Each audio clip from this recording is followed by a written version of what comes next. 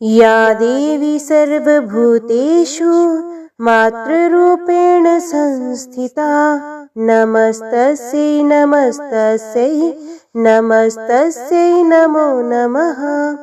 जय माता दी। हे करुणामयी, जगत जननी, स्नेहमयी एवं आनंद देने वाली माँ, आपकी सदा ही जय हो। हे जगदम्बे, पंखहीन पक्षी और भूख से पीड़ित बच्चे जिस प्रकार अपनी माँ की प्रतीक्षा करते हैं, उसी प्रकार मैं भी आपकी दया की प्रतीक्षा कर रही हूँ। हे अमृतमयी माँ, आप शीघ्र मुझे दर्शन देने की कृपा करें। मुझे ऐसी बुद्धि प्रदान करें जिससे मैं आपका रहस्य जान सकूं। जय माता दी। देवी कवच। मार्कंडे जी ने कहा, हे पितामह, जो साधन संसार में अत्यंत गोपनीय है, जिनसे मनुष्य मात्र की रक्षा होती है, तथा आपने अब तक जिसे किसी से भी नहीं प्रकट किया, वे साधन मुझे बताइए। ब्रह्मा जी ने कहा, हे ब्राह्मण, संपूर्ण प्राणियों का कल्याण करने वाला देवी का कवच अत्यंत गोपनीय है। हे महामुने, उसे सुनिए। हे मुने, दुर्गा की नव शक्तियों में पहली शक्ति का नाम शैलपुत्री है, दूसरी शक्ति का नाम ब्रह्मचारिणी है, तीसरी शक्ति का नाम चंद्र घंटा है और चौथी और पांचवी शक्ति का नाम कुष्मांडा और सकंद माता है। छठी शक्ति का नाम कात्यायनी देवी है। सातवीं, आठवीं और नौवीं शक्ति के नाम काल रात्रि, महागौरी और सीधी रात्रि है। जो मनुष्य अग्नि में जल रहा हो, युद्ध क्षेत्र में शत्रुओं में घिर गया हो तथा अत्यंत कठिन विपत्ति में फंस गया हो, यदि वे भगवती दुर्गा की शरण का सहारा ले ले तो उसका कभी युद्ध या संकट में कोई कुछ नहीं बिगाड़ सकता। उसे कोई विपत्ति घेर नहीं सकती और ना ही उसे कोई शोक, दुख तथा भ्रम की प्राप्ति हो सकती है। जो प्राणी भक्ति पूर्वक भगवती का स्मरण करते हैं, उनका अभ्युदय होता रहता है। हे भगवती, जो लोग तुम्हारा स्मरण करते हैं, निश्चय ही तुम उनकी रक्षा करती हो। प्रथम, चामुंडा देवी प्रेत के वाहन पर आरूढ़ है, वाराही महिष के आसन पर रहती हैं, इंद्री का वाहन ऐरावत हाथी है, वैष्णवी का वाहन गरुड़ है, माहेश्वरी बैल के वाहन पर तथा कुमारी मोर के वाहन पर विराजमान है। श्री विष्णु पत्नी भगवती के हाथों में कमल है तथा वे कमल के आसन पर निवास करती हैं। श्वेत वर्ण वाली ईश्वरी वृक्ष पर सवार है। सरस्वती संपूर्ण आभूषणों से युक्त है तथा वे हंस पर विराजमान रहती हैं। अनेक आभूषणों तथा रत्नों से देदीप्यमान सभी देवियां सभी योग शक्तियों से युक्त होती हैं। इनके अलावा और भी देवियां हैं जो दैत्यों के विनाश के लिए तथा भक्तों की रक्षा के लिए क्रोध युक्त होकर रथ में सवार है तथा इनके हाथों में शंख, चक्र, गदा, शक्ति, हल, मूसल है। खेटक, तोमर, परशु, पाश, भाला, त्रिशूल तथा उत्तम श्रृंग, धनुष आदि अस्त्र शस्त्र विराजमान है, जिसने देवताओं की रक्षा होती है, तथा देवी जिन्हें दैत्यों के देह नाश तथा भक्तों के मन में भय नाश के लिए धारण करती हैं। महाभय का विनाश करने वाली, महानुबल, महाघोर क्रम तथा महान उत्साह से सुसंपन्न, हे महारुद्रे, तुम्हें नमस्कार है। हे शत्रु का भय बढ़ाने वाली देवी, तुम मेरी रक्षा करो। दुर्गश तेज के कारण मैं तुम्हारी ओर देख भी नहीं सकता। इंद्रिय शक्ति पूर्व दिशा से मेरी रक्षा करे तथा अग्नि देवता की आग्नेय शक्ति अग्नि कोण में हमारी रक्षा करे। वाराही शक्ति दक्षिण दिशा में, खड्ग धारिणी नेतृत्व त्रिकोण में, वारुणी शक्ति पश्चिम दिशा में तथा मृग के ऊपर सवार रहने वाली शक्ति वायव्य कोण में हमारी रक्षा करे। कुमारी उत्तर दिशा में, ईश्वरी शक्ति ईशान कोण में, ब्रह्मांडी शक्ति ऊपर तथा वैष्णवी शक्ति नीचे हमारी रक्षा करे। चामुंडा देवी दसों दिशाओं में हमारी रक्षा करे। आगे जया, पीछे विजया हमारी रक्षा करे। बाएं भाग में अजिता, दाहिने भाग में अपराजिता, शिखा में उदोतिनी तथा मस्तक की उमा हमारी रक्षा करे। ललाट में मालाधारी, दोनों भ्रुवों में यशीवनी, भ्रुवों के मध्य में त्रिनेत्रा तथा नासिका में यमघंटा हमारी रक्षा करे। दोनों नेत्रों के बीच में शंखिनी, दोनों कानों के मध्य में द्वारवासिनी, कपोलों की कालिका, कर्ण के मूल भाग में शंकरी हमारी रक्षा करे। नासिका के बीच का भाग सुगंधा, ओष्ठ में चर्चिका, उधर में अमृत कला तथा जीव में सरस्वती हमारी रक्षा करे। कुमारी दांतों की, चंडिका कंठ प्रदेश की, चित्र घंटा गले की तथा महामाया तालु की रक्षा करे। कामाक्षी ठोड़ी की, सर्वमंगला वाणी की, भद्र भद्रकाली ग्रीवा की तथा धनुष को धारण करने वाली रीढ़ प्रदेश कमर की रक्षा करे। कंठ से बाहर नील ग्रीवा, कंठ की नलमी नलकुवरी, दोनों कंधों की खड़गिनी तथा वज्र को धारण करने वाली दोनों बाहों की रक्षा करे। दोनों हाथों में दंड को धारण करने वाली अंबिका अंगुलियों की रक्षा करे। शूलेश्वरी नखों की तथा कुलेश्वरी कुक्षी प्रदेश की रक्षा करे। महादेवी दोनों स्तनों की शोक को दूर करने वाली मन की रक्षा करे। ललिता देवी हृदय में तथा शूल धारिणी उदर की रक्षा करे। नाभि की कामिनी तथा गुह पहक की गृहेश्वरी रक्षा करे। कामिका तथा पूतना लिंग की तथा महेशवाहिनी गुदा की रक्षा करे। भगवती कट प्रदेश तथा विंध्यवासिनी घुटनों की रक्षा करे। महाबला देवी दोनों पिंडलियों की रक्षा करे। नारसिंगी दोनों पैरों की घुटियों की। तेजसी देवी दोनों पैर के पिछले भाग की। श्री देवी पैर की अंगुलियों की तथा तलवासिनी पैर के तलवों की रक्षा करे। दंष्ट्रकाली नखों की। ऊर्ध्व केशनी देवी केशों की। कावेरी रोम छिद्रों की। वागेश्वरी त्वचा की रक्षा करे। पार्वती देवी रक्त मज्जा वसा मांस हड्डी और मेदे की रक्षा करे। काल रात्रि आंतों की तथा मुक्तेश्वरी पित्त की रक्षा करे। ब्राह्मणी शुक्र की। क्षत्रेश्वरी छाया की। धर्मधारिणी देवी अहंकार मन तथा बुद्धि की रक्षा करे। अभेद्या जोड़ों की रक्षा करे। वज्रहस्ता देवी प्राण अपान व्यान उदान तथा समान वायु की। कल्याण शोभना हमारे प्राणों की रक्षा करे। नारायणी देवी रस रूप गंध शब्द तथा स्पर्श सत्व रज एवं तमोगुणों की रक्षा करे। वाराही आयु की। वैष्णवी धर्म की। चक्रिणी यश और कीर्ति की। लक्ष्मी धन और विद्या की रक्षा करे। हे इंद्राणी तुम मेरे कुल की। हे चंडिके तुम हमारी पशुओं की रक्षा करो। महालक्ष्मी पुत्रों की तथा भैरवी देवी पत्नी की रक्षा करे। सुपथा हमारे पथ की। क्षेमकरी मार्ग की रक्षा करे। राजद्वार पर महालक्ष्मी तथा सब और व्याप्त रहने वाली विजया भय से हमारी रक्षा करे। हे देवी इस कवच में जो स्थान छूट गया हो उसकी रक्षा आप स्वयं करें। यदि मनुष्य अपना मंगल कल्याण चाहता है तो वे बिना कवच के पाठ के बिना एक पग भी नहीं चल सकता। कवच का पाठ करने वाला व्यक्ति अतुल ऐश्वर्य प्राप्त करता है। उसे युद्ध में कोई नहीं हरा सकता। तीनों लोकों में उसकी पूजा होती है। ये देवी का कवच देवताओं के लिए भी दुर्लभ है। कवच का पाठ करने वाला व्यक्ति की असमय मृत्यु नहीं होती। वे 100 वर्ष से भी अधिक समय तक जीवित रहता है। इस कवच का पाठ करने से सर में सिकरी चेचक आदि रोग नष्ट हो जाते हैं। स्थावर विष जंगम विष कृत्रिम विष आदि नष्ट हो जाते हैं। मारण मोहन तथा उच्चाटन आदि किए गए अभिचार यंत्र मंत्र पृथ्वी तथा आकाश में विचरण करने वाले ग्राम देवता जल में पैदा होने वाले शुद्ध देवता आदि कवच के पाठ करने वाले मनुष्य को देखते ही नष्ट हो जाते हैं। कवचधारी पुरुष को राजा के द्वारा सम्मान प्राप्त होता है। कवच मनुष्य के तेज में वृद्धि करता है। उसकी कृति इस संसार में प्रतिदिन बढ़ती रहती है। जो इस कवच का पाठ कर सप्तशती का पाठ करता है उसकी पुत्र पौत्रादि संतति चिरकाल तक विद्यमान रहती है। इस कवच का पाठ करने वाला सुंदर रूप को पाकर सदा शिव के साथ आनंद पाता है। जय माता दी। मार्कंडे जी बोले ओम जयंती मंगला काली भद्रकाली कपालिनी दुर्गा क्षमा शिवा धात्री स्वाहा स्वधा नमोस्तुते। हे देवी चामुंडे तुम्हारी जय हो। संपूर्ण प्राणियों के दुख को हरने वाली देवी तुम्हारी जय हो। सब में व्यापक रहने वाली देवी तुम्हारी जय हो। काल रात्रि तुम्हें नमस्कार हो। मधु कैटब को मारने वाली ब्रह्मा जी को वर देने वाली आपको नमस्कार है। आप मुझे आत्म ज्ञान दो, मोह पर विजय दो, यश दो, काम क्रोध आदि का नाश करो। महिषासुर का नाश करने वाली भक्तों को सुख देने वाली आपको नमस्कार है। आप मुझे रूप दो, जय दो, यश दो, काम क्रोध आदि का नाश करो। रक्त बीज का वध करने वाली और चंड मुंड का नाश करने वाली देवी मुझे रूप दो, जय दो, यश दो, काम क्रोध का नाश करो। शुंभ और निशुंभ तथा धूम्राक्ष का मान मर्दन करने वाली देवी आप मुझे रूप दो, जय दो, यश दो, काम क्रोध का नाश करो।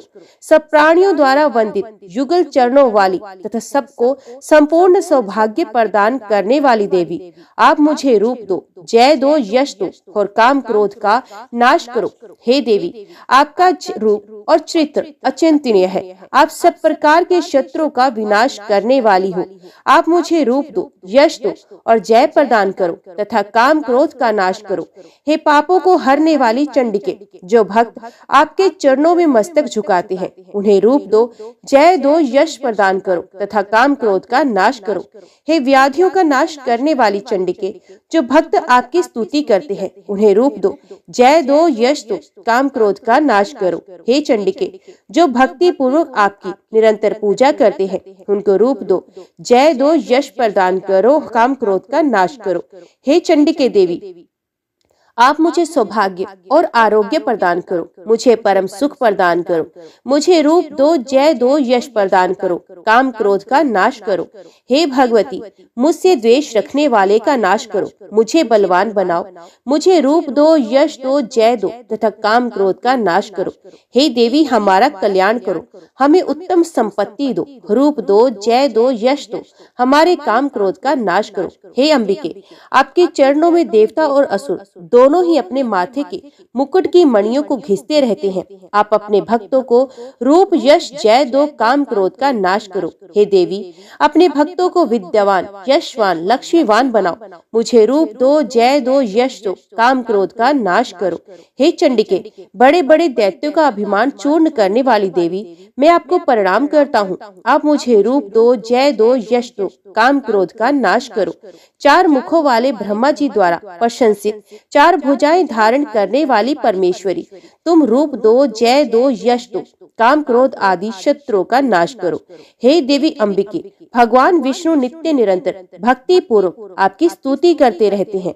आप रूप दो, जय दो, यश दो, काम क्रोध आदि शत्रुओं का नाश करो। हे परमेश्वरी, हिमालय सुता पार्वती के स्वामी भगवान शंकर आपकी स्तुति करते रहते हैं। आप हमें रूप दो, जय दो, यश दो, शत्रुओं का नाश करो। हे परमेश्वरी, इंद्राणी के पति इंद्रदेव भी आपकी स्तुति करते रहते हैं। आप हमें रूप दो, जय दो, यश प्रदान करो, काम क्रोध आदि शत्रुओं का नाश करो। हे देवी, आप प्रचंड भुज दंड धारण करने वाली, रखने वाली, दैत्यों का घमंड चूर्ण करने वाली हो। आप हमें रूप दो, जय दो, यश दो, काम क्रोध शत्रुओं का नाश करो। हे अंबिके, आप अपने भक्तों को अपार आनंद देने वाली देवी हो। हमें रूप दो, जय दो, यश प्रदान करो और काम क्रोध आदि शत्रुओं का नाश करो। हे देवी, मन की इच्छा अनुसार चलने वाली तथा कठिन संसार सागर से पार लगाने वाली, श्रेष्ठ कुल में उत्पन्न होने वाली, सुंदर स्वरूप वाली पत्नी दो। जो पुरुष इस अर्गला स्तोत्र का पाठ करके महास्तोत्र कीलक का पाठ करता है, वे सप्तशती के पाठ जप से मिलने वाले वर एवं श्रेष्ठ संपदा के फल को प्राप्त कर लेता है। जय माता दी। श्री जगदम्बा जी की प्रसन्नता हेतु नवरात्र व्रत में इस स्तोत्र का विनियोग है। ओम चंडिका देवी को नमस्कार है। मार्कंडे जी बोले, मैं उन भगवान शंकर जी को प्रणाम करता हूँ जो त्रिनेत्र वाले हैं, जो मोक्ष प्रदान करने वाले हैं तथा जिनके मस्तक पर अर्ध चंद्रमा शोभायमान है। जो व्यक्ति इन कीलक मंत्रों को जानता है, वही पुरुष कल्याण की प्राप्ति का अधिकारी है। जो अन्य मंत्रों के साथ सप्तशती स्तोत्र से देवी की स्तुति करता है, उसको इससे ही देवी की सिद्धि प्राप्त हो जाती है। अपने कार्यों की सिद्धि हेतु दूसरे देवी देवताओं की साधना करने की आवश्यकता नहीं रहती है। लोगों के मन में शंका थी कि केवल सप्तशती की उपासना से या सप्तशती को छोड़कर अन्य मंत्रों की उपासना से भी समान रूप से सब कार्य सिद्ध हो जाते हैं। क्या समस्त उच्चाटन आदि इसी से सिद्ध हो जाते हैं? इस प्रकार की लोगों को शंका हुई। तब उस शंका के निवारण के लिए भगवान भोलेनाथ ने सब लोगों को बुलाकर आज्ञा दी। ये सब सिद्धियां देने वाला शुभ स्तोत्र है। इसके पश्चात भगवान भोलेनाथ ने चंडिका से सप्तशती नामक स्तोत्र को गुप्त कर दिया। इस स्तोत्र के पाठ द्वारा प्राप्त होने वाला पुण्य कभी समाप्त नहीं होता। अतः इस कीलक मंत्र को पूरी तरह से जान लेना आवश्यक है। साधक सभी प्रकार का क्षेम प्राप्त कर लेता है, इसमें तनिक भी संशय नहीं है। भगवती की सेवा में जो अपना सब कुछ समर्पित कर देता है और फिर उसे प्रसाद रूप से ग्रहण करता है, उस पर माता भगवती प्रसन्न होती हैं। इस प्रकार सिद्धि के प्रतिबंधक रूप कीलक के द्वारा महादेव ने इसे कीलित कर रखा है। इसलिए इसका निष्कीलन करके जो नित्य जपता है वे सिद्धगण या गंधर्व होता है। वहीं कहीं भी घूम रहा हो उसे कोई भय नहीं रहता, उसकी अकाल मृत्यु नहीं होती, मृत्युपरांत उसे मोक्ष की प्राप्ति होती है। अत कीलक को जानकर उसका परिहार करके सप्तशती का पाठ आरंभ करे। ऐसा ना करने पर उसका नाश हो जाता है। कीलक और निष्कीलन का ज्ञान प्राप्त करने पर ही ये स्तोत्र निर्दोष होता है और विद्वान पुरुष इस निर्दोष स्तोत्र का ही पाठ आरंभ करते हैं। स्त्रियों में जो कुछ सौभाग्य आदि दिखाई देता है वे सब इस पाठ की ही कृपा का फल है। इसलिए इस कल्याणकारी स्तोत्र का पाठ करना चाहिए। इस स्तोत्र का धीरे धीरे पाठ करने से सुलभ फल मिलता है, इसलिए उच्च स्वर से ही इसका पाठ करना चाहिए। जिस देवी के प्रसाद से ऐश्वर्य, सौभाग्य, आरोग्य, संपत्ति, शत्रु का नाश तथा परम मोक्ष की प्राप्ति होती है, उस देवी की स्तुति अवश्य करनी चाहिए। जय माता दी। महत्व आदि रूप व्यापक इंद्रियों से संसार की समस्त वस्तुओं को प्रकाशवान करने वाली ये रात्रि रूपा देवी अपने पैदा किए हुए जीवों के शुभाशुभ कर्मों को विशेष रूप से देखती रहती हैं तथा उनके अनुरूप फल की व्यवस्था करने हेतु समस्त विभूतियों को धारण करती हैं। ये देवी अमर है और समस्त संसार को नीचे फैलने वाली लता आदि को तथा ऊपर की ओर बढ़ने वाली पेड़ों को भी व्याप्त करके स्थित है। इतना ही नहीं, ये जीवों के अज्ञान अंधकार को अपनी ज्ञानमयी ज्योति से दूर कर देती हैं। शक्ति रूपा रात्रि देवी अपनी बहन ब्रह्म विद्यामयी उषा देवी को प्रकट करती हैं। इस कारण अविद्यामयी रूपी अंधकार स्वयं नष्ट हो जाता है। हे रात्रि देवी, आप मुझ पर प्रसन्न हो, जिनके आने पर हम सब अपने घरों में सुख पूर्वक नींद का आनंद लेते हैं। ठीक वैसे ही जैसे रात्रि को सभी पक्षी पेड़ों पर बनाए हुए अपने घोंसलों में सुख पूर्वक निद्रा का आनंद लेते हैं, इस करुणामयी रात्रि देवी की गोद में समस्त मनुष्य, पैरों से चलने वाले गाय, घोड़े, ऊंट, बैल आदि पशु, पक्षी एवं कीट पतंगे आदि किसी प्रयोजन से यात्रा करने वाले यात्री और बाज आदि भी सुख पूर्वक सोते हैं। हे रात्रिमयी शक्ति, तुम कृपा करके वासनामयी वृक्की तथा पापमय वृक्क को हमसे अलग करो, काम आदि तस्कर समुदाय को भी दूर भगाओ। हे रात्रि देवी, आप हमारे लिए मोक्षदायिनी एवं कल्याणकारिणी बन जाओ। हे उषा, हे रात्रि की अधिष्ठात्री देवी, सब तरफ फैला हुआ अज्ञान में काला अंधकार मेरे निकट आ गया है, आप इसे मुझसे दूर कीजिए। जैसे धन देकर अपने भक्तों को ऋण से उऋण करती हो, उसी प्रकार ज्ञान का प्रकाश देकर मेरा अज्ञान रूपी अंधकार दूर करो। हे रात्रि देवी, आप दूध देने वाली गौ के समान हो। हे परम व्योम स्वरूप परमात्मा की पुत्री, तुम्हारी दया से मैं काम आदि शत्रुओं पर विजय प्राप्त कर सका हूँ। तुम स्तोम की भांति मेरे हृदय को ग्रहण करो। जय माता दी। भगवान विष्णु के सो जाने के कारण मधु और कैटभ को मारने के लिए ब्रह्मा जी ने जिनकी स्तुति की थी, उन देवी महाकाली की मैं स्तुति करता हूँ। वे अपने 10 हाथों में खड्ग, चक्र, गदा, धनुष, बाण, परिघ, शूल, भूषंडी, शंख धारण करती हैं। वे त्रिनेत्रों वाली हैं। उन्होंने अपने समस्त अंगों में दिव्य आभूषण धारण कर रखे हैं। मार्कंडेय ऋषि बोले, सूर्य के पुत्र सावरणी जो 8वें मनु कहलाते हैं, उनके पैदा होने की कथा विस्तार पूर्वक सुनाता हूँ। हे ऋषियों, इसे ध्यान से सुनिए। प्राचीन काल में स्वारोचिष मनवंतर में चैत्र वंश के राजा सुर्त के नाम के एक राजा थे। उनका सारी पृथ्वी पर राज्य था। वे अपनी प्रजा का औरस पुत्रों की तरह पालन पोषण करते थे। इतना होने पर भी कोला विध्वंसियों के राजा के साथ उनकी शत्रुता हो गई। उनका कोला विध्वंसियों के साथ युद्ध शुरू हो गया। यद्यपि कोला विध्वंसी संख्या में कम थे, फिर भी उन्होंने सुरत पर विजय प्राप्त कर ली। इसके बाद राजा सुरत अपने नगर में आकर अपने देश का शासन करने लगे, परंतु कोला विध्वंसियों ने यहाँ भी राजा सुरत पर आक्रमण कर दिया। राजा सुरत का बुरा समय जानकर उसके दुरात्मा दुष्ट और बलवान मंत्रियों ने राजा की सेना, कोष आदि पर अपना अधिकार कर लिया।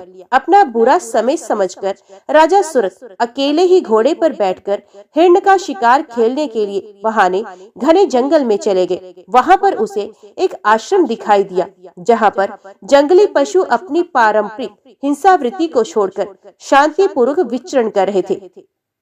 वे आश्रम मेधा मुनि का था।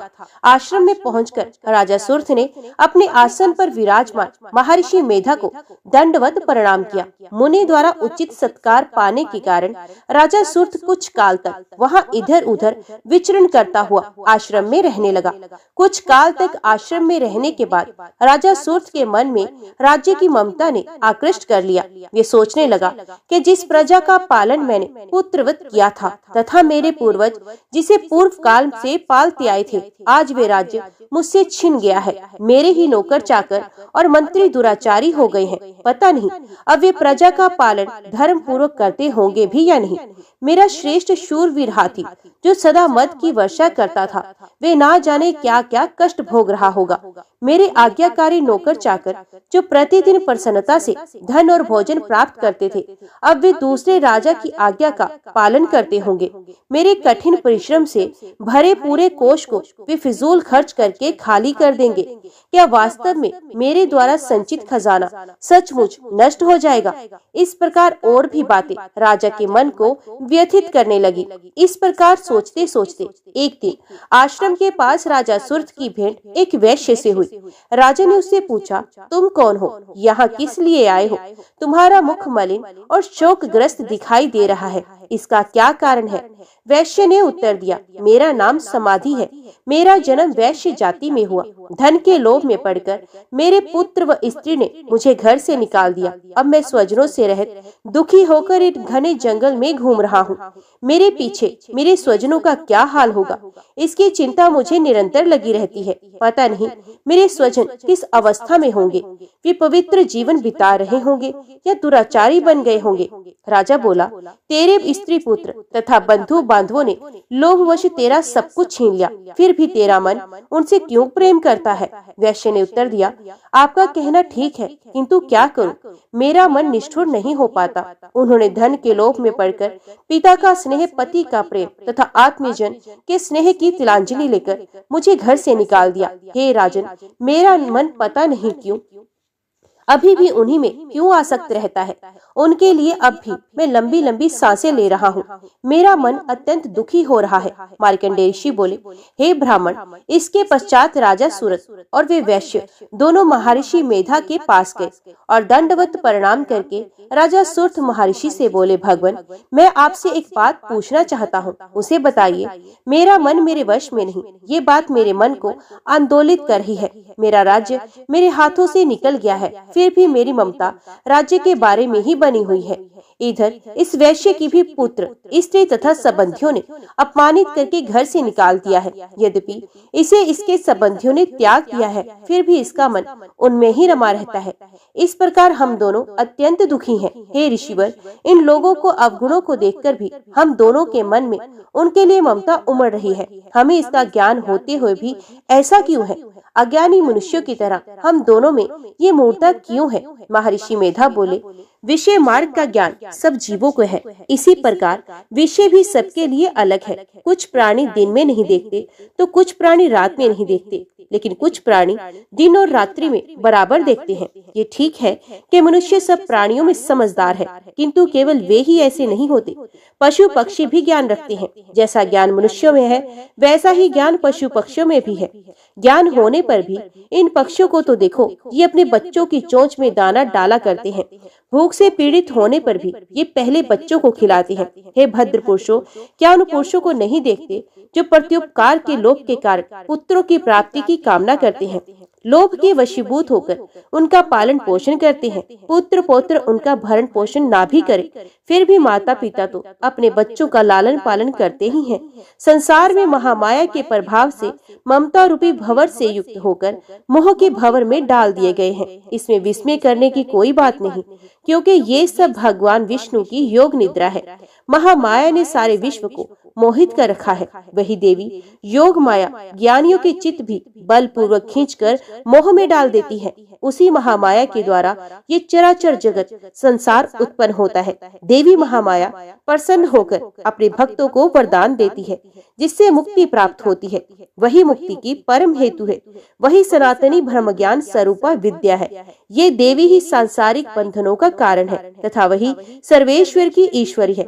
राजा सुरथ बोले, हे महात्मा, आप जिसको महामाया कहते हैं वे कौन सी देवी है? हे ब्राह्मण श्रेष्ठ, ये देवी किस प्रकार उत्पन्न हुई, उसका क्या कार्य है, उसका स्वभाव स्वरूप आदि के विषय में जानना चाहता हूँ। ऋषि बोले, हे राजन, वे देवी तो नित्य स्वरूप है, उसके द्वारा ये सारा संसार रचा गया है। फिर भी उसकी उत्पत्ति अनेक प्रकार से होती है, वे सब मैं आपको बताता हूँ। वे देवताओं का कार्य सिद्ध करने के लिए प्रकट होती हैं। एक बार संसार को जलमग्न करके जब भगवान विष्णु योग निद्रा में आश्रय लेकर शेष शैया पर सो रहे थे, तब मधु कैटभ नाम के दो प्रसिद्ध राक्षस उनके कानों के मैल से प्रकट हुए और ब्रह्मा जी को मारने के लिए दौड़े। ब्रह्मा जी विष्णु जी की नाभि कमल में जा छिपे।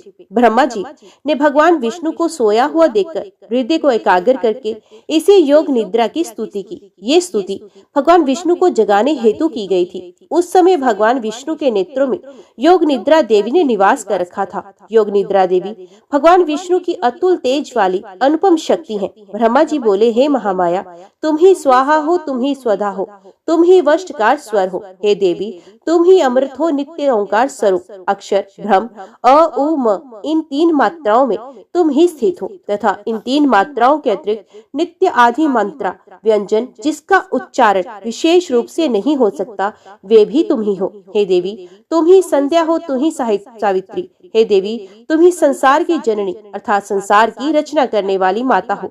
संसार का पालन भी तुम ही करती हो, अंत में इसका संहार भी तुम ही करती हो।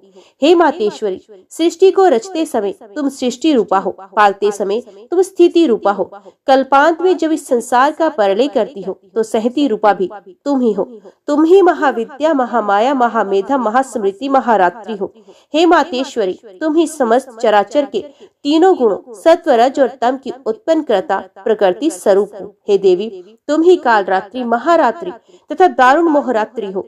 श्री भी तुम ही हो, ईश्वरी भी तुम ही हो, लक्षण बुद्धि भी तुम ही हो। हे देवी, तुम ही लज्जा, पुष्टि, तुष्टि, शांति एवं क्षमा हो।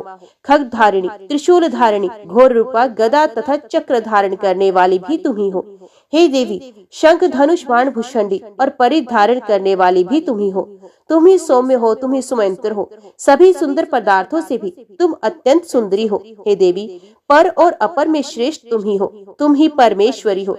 हे सभी स्वरूपों को धारण करने वाली, जहाँ कहीं सत्य और असत्य वस्तु हैं, उन सब में जो शक्ति है वे तुम ही हो। हे देवी, उन समस्त वस्तुओं की शक्ति तुम ही हो। मैं आपकी किस तरह से प्रार्थना करूं, जो इस संसार की रचना, पालन और संहार करता है? ऐसी अवस्था में तुम्हारी स्तुति कौन कर सकता है? इस जगत की सृष्टि, पालन और संहार करने वाली विष्णु भगवान को जब तुमने निद्रा के वशीभूत कर दिया है, तो फिर तुम्हारी स्तुति कौन कर सकता है? हे देवी, मुझे भगवान विष्णु को एवं भगवान महादेव को भी तुमने शरीर प्रदान किया। इसी प्रकार आपकी स्तुति करने की शक्ति किसमें हो सकती है? हे देवी, तुम अपने उदार प्रभावों के द्वारा ही स्वयं प्रशंसित हो। हे देवी, ये मधु और कैटभ दोनों दुर्धर्ष राक्षस हैं। इन्हें मोहित करके तथा संसार के पालक भगवान विष्णु को शीघ्र ही जगा दो। इसके साथ साथ विष्णु जी के हृदय में इन दोनों को मार डालने की बुद्धि पैदा करो।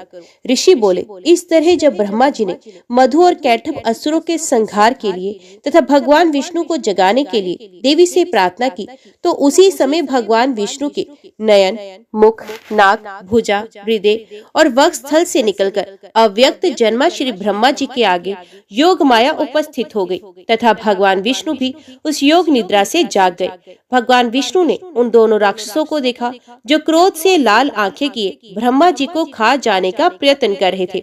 उसी समय भगवान विष्णु ने शेष शैया से उठकर उन दोनों राक्षसों से युद्ध किया। उन्होंने उन दोनों राक्षसों से 5000 वर्ष तक केवल बाहु युद्ध किया।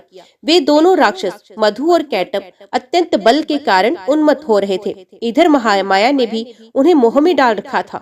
वे दोनों राक्षस श्री हरि से कहने लगे, हम तुम्हारी वीरता से संतुष्ट हैं, हम तुमसे कोई वर मांगने को कहते हैं। श्री हरि बोले, यदि तुम दोनों मुझसे प्रसन्न हो और मुझे कुछ वर देना चाहते हो तो मेरे हाथों मारे जाओ, बस इतना सा ही वर मैं तुमसे मांगता हूँ, यहाँ दूसरे वर की क्या अपेक्षा। ऋषि ने कहा, इस प्रकार धोखे में आ जाने पर जब भगवान श्री हरि ने उन दोनों से ये वरदान ले लिया तो वे दोनों राक्षस श्री हरि से कहने लगे कि हमें सब जगह जल ही जल दिखाई देता है, इसलिए हमारा वध उस स्थान पर कीजिए जहाँ पृथ्वी पर जल ना हो। ऋषि मेधा ने कहा, तथास्तु, ऐसा ही होगा कहकर शंख चक्र गदाधारी भगवान ने उन दोनों के सर अपनी जंघाओं पर रखकर चक्र से काट डाले। इस प्रकार ये महामाया देवी श्री ब्रह्मा जी की प्रार्थना पर स्वयं उत्पन्न हुई है। हे राजन, मैं अब इसके प्रभाव को बताता हूँ, आप ध्यान से सुनिए। ऋषि बोले, प्राचीन काल में देवताओं और राक्षसों में 100 वर्ष तक युद्ध चलता रहा। उस समय राक्षसों के स्वामी महिषासुर और देवताओं के स्वामी इंद्र थे। इस युद्ध में देवताओं की सेना महाबली राक्षसों से पराजित हो गई। सब देवताओं पर विजय प्राप्त कर महिषासुर स्वयं इंद्र बन बैठा। पराजित होने पर देवता ब्रह्मा जी के नेतृत्व में भगवान विष्णु और भगवान शंकर की शरण में गए। उन्होंने उनको अपनी पराजय तथा महिषासुर के बल और प्रताप का संपूर्ण विवरण सुनाया। महिषासुर ने सूर्य, इंद्र, अग्नि, वायु, चंद्रमा, यम, वरुण तथा अन्य देवताओं के सभी अधिकार छीन लिए हैं। ये स्वयं ही सबका अधिपति बन गया है। उसने सभी देवताओं को स्वर्ग से निकाल दिया। महिषासुर महान दुरात्मा है। सभी देवता पृथ्वी पर मनुष्यों की भांति विचरते हैं। अब हम आपकी शरण में आए हैं, उसके वध का आप कोई उपाय कीजिए। देवताओं की दीन वाणी सुनकर भगवान विष्णु और भगवान शिव अत्यधिक क्रोध में भर गए। उनकी भ्रुकुटी तन गई और आंखें लाल हो गई। उसी समय ब्रह्मा, विष्णु और शिव के मुंह से पूर्ण क्रोध के कारण एक महान तेज प्रकट हुआ। इसी प्रकार अन्य सभी देवताओं के शरीर से भी बड़ा भारी तेज निकला। वे सब तेज मिलकर एकाकार हो गया। महान तेज का एक पुंज ज्वालायमान पर्वत सा जान पड़ा। देवताओं ने देखा उसकी ज्वालाएं संपूर्ण दिशाओं में व्याप्त हो रही हैं। वे तेज पुंज सभी देवताओं के शरीर से प्रकट होने के कारण उसकी तुलना किसी से नहीं की जा सकती। एकत्रित होने पर वे पुंज एक नारी के रूप में परिणित हो गया और उसके प्रकाश से तीनों लोक भर गए।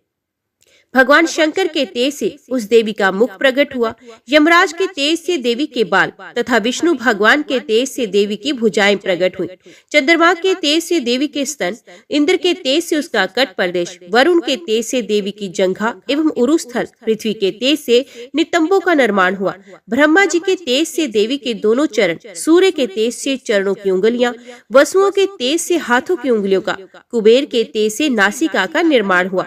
प्रजापति के तेज से दांतों का, अग्नि के तेज से नेत्रों का निर्माण हुआ। संध्याओं के तेज से दोनों भौहों का, वायु के तेज से दोनों कानों का निर्माण हुआ। इसी प्रकार दूसरे देवताओं के तेज से कल्याणकारी देवी का प्रादुर्भाव हुआ। समस्त देवताओं के तेज पुंज से प्रकट हुई देवी को देखकर महिषासुर से पीड़ित सभी देवताओं की प्रसन्नता का ठिकाना न रहा। भगवान शिव ने अपने त्रिशूलों में से एक त्रिशूल देवी को दिया। भगवान विष्णु ने अपने चक्र में से एक चक्र देवी को दिया। वरुण ने शंख, अग्नि ने शक्ति, पवन ने धनुष और बाणों से भरा तरकश देवी को प्रदान किया। इसी प्रकार इंद्र ने अपने वज्र में से एक वज्र, ऐरावत हाथी से उतारकर एक घंटा देवी को दिया। यमराज ने कालदंड से दंड, वरुण ने पाश, प्रजापति ने स्फटिक की माला तथा ब्रह्मा जी ने कमंडल से कमंडल प्रदान किया। सूर्य भगवान ने देवी के समस्त रोमकूपों में अपनी किरणों का तेज भर दिया। काल ने उन्हें चमकती हुई ढाल और तलवार दी। क्षीर सागर ने उन्हें उज्जवल हार तथा कभी जीर्ण न होने वाले 2 दिव्य वस्त्र भेंट किए। साथ ही उन्हें दिव्य चूड़ामणि, कानों के लिए 2 दिव्य कुंडल तथा कड़े प्रदान किए। इसके साथ ही उन्हें उज्जवल अर्धचंद्र, बाहों के लिए बाजूबंद, चरणों के लिए नूपुर, गले के लिए सुंदर हंसली प्रदान की। अंगुलियों के लिए रतन जड़ित अंगूठियां भी प्रदान की। विश्वकर्मा ने उन्हें फरसा और कई प्रकार के अस्त्र और अभेद्य कवच प्रदान किए। इसके अतिरिक्त कभी न मुरझाने वाले कमल के फूलों की मालाएं भी भेंट की। समुद्र ने उन्हें सुंदर कमल के पुष्प भेंट किए। हिमालय ने सवारी के लिए उन्हें सिंह और तरह तरह के रत्न भेंट किए। यक्षराज कुबेर ने उन्हें मधु से भरा हुआ पात्र तथा शेष नाग ने बहुमूल्य मणियों से विभूषित नागहार भेंट किया। इसी प्रकार अन्य सभी देवताओं ने भी अनेक प्रकार के आभूषण और आयुध भेंट किए। इस प्रकार सम्मानित होने पर देवी ने उच्च स्वर से गर्जना की। उनके इस भयंकर नाद से समस्त भूमंडल और आकाश गूंज उठा। देवी के अट्टहास से पृथ्वी कांपने लगी। ये घोर गर्जना कहीं समा न सकी। समस्त लोग क्षुभित हो गए। समुद्र में ऊंची ऊंची लहरें उठने लगी। पृथ्वी हिलने लगी। सभी देवता प्रसन्न होकर सिंह वाहिनी देवी की जय जयकार करने लगे। ऋषि मुनि भी भगवती देवी की नम्रता पूर्वक प्रार्थना करने लगे। इस प्रकार देवी भगवती ने सारे विश्व को भयमुक्त कर दिया। असुर सेना भी हथियारों सहित लड़ने को तैयार हो गई। महिषासुर क्रोधित होकर बोला, ये क्या हो रहा है? महिषासुर सेना के साथ उस तरफ दौड़ा जहां पर देवी भगवती अट्टहास कर रही थी। उसी समय उसने तीनों लोकों में व्यापक भगवती को देखा। महिषासुर देखता है कि विश्व व्यापिनी देवी भगवती अपने चरणों के बोझ से पृथ्वी को रसातल में दबा रही हैं और अपने मुकुट से आकाश को छू रही हैं। उनके धनुष के टंकार से सारा पाताल लोक कंपायमान हो रहा है। महिषासुर ने देखा कि देवी भगवती ने अपनी सहस्रों भुजाएं सब दिशाओं में फैला रखी हैं। देवी का राक्षसों के साथ युद्ध आरंभ हो गया। अनेकों प्रकार के अस्त्र शस्त्रों से सबकी सब दिशाएं उद्भाषित होने लगी। महिषासुर की सेना का सेनापति चिक्षुर आगे बढ़कर देवी के साथ युद्ध करने लगा। दूसरे राक्षसों की चतुरंगनी सेना लेकर चामर भी लड़ने लगा। उदगर नामक महादैत्य भी 60,000 महारथियों को लेकर युद्ध में कूद पड़ा। महाहनु नामक दैत्य 1 करोड़ रथियों को लेकर और असिलोमा नामक असुर 5 करोड़ सैनिकों को लेकर युद्ध करने लगा। वाशकर नामक राक्षस 60 लाख सैनिकों के साथ युद्ध क्षेत्र में कूद पड़ा। वृत्त नामक राक्षस भी 1 करोड़ रथी सेना लेकर युद्ध के मैदान में कूद पड़ा।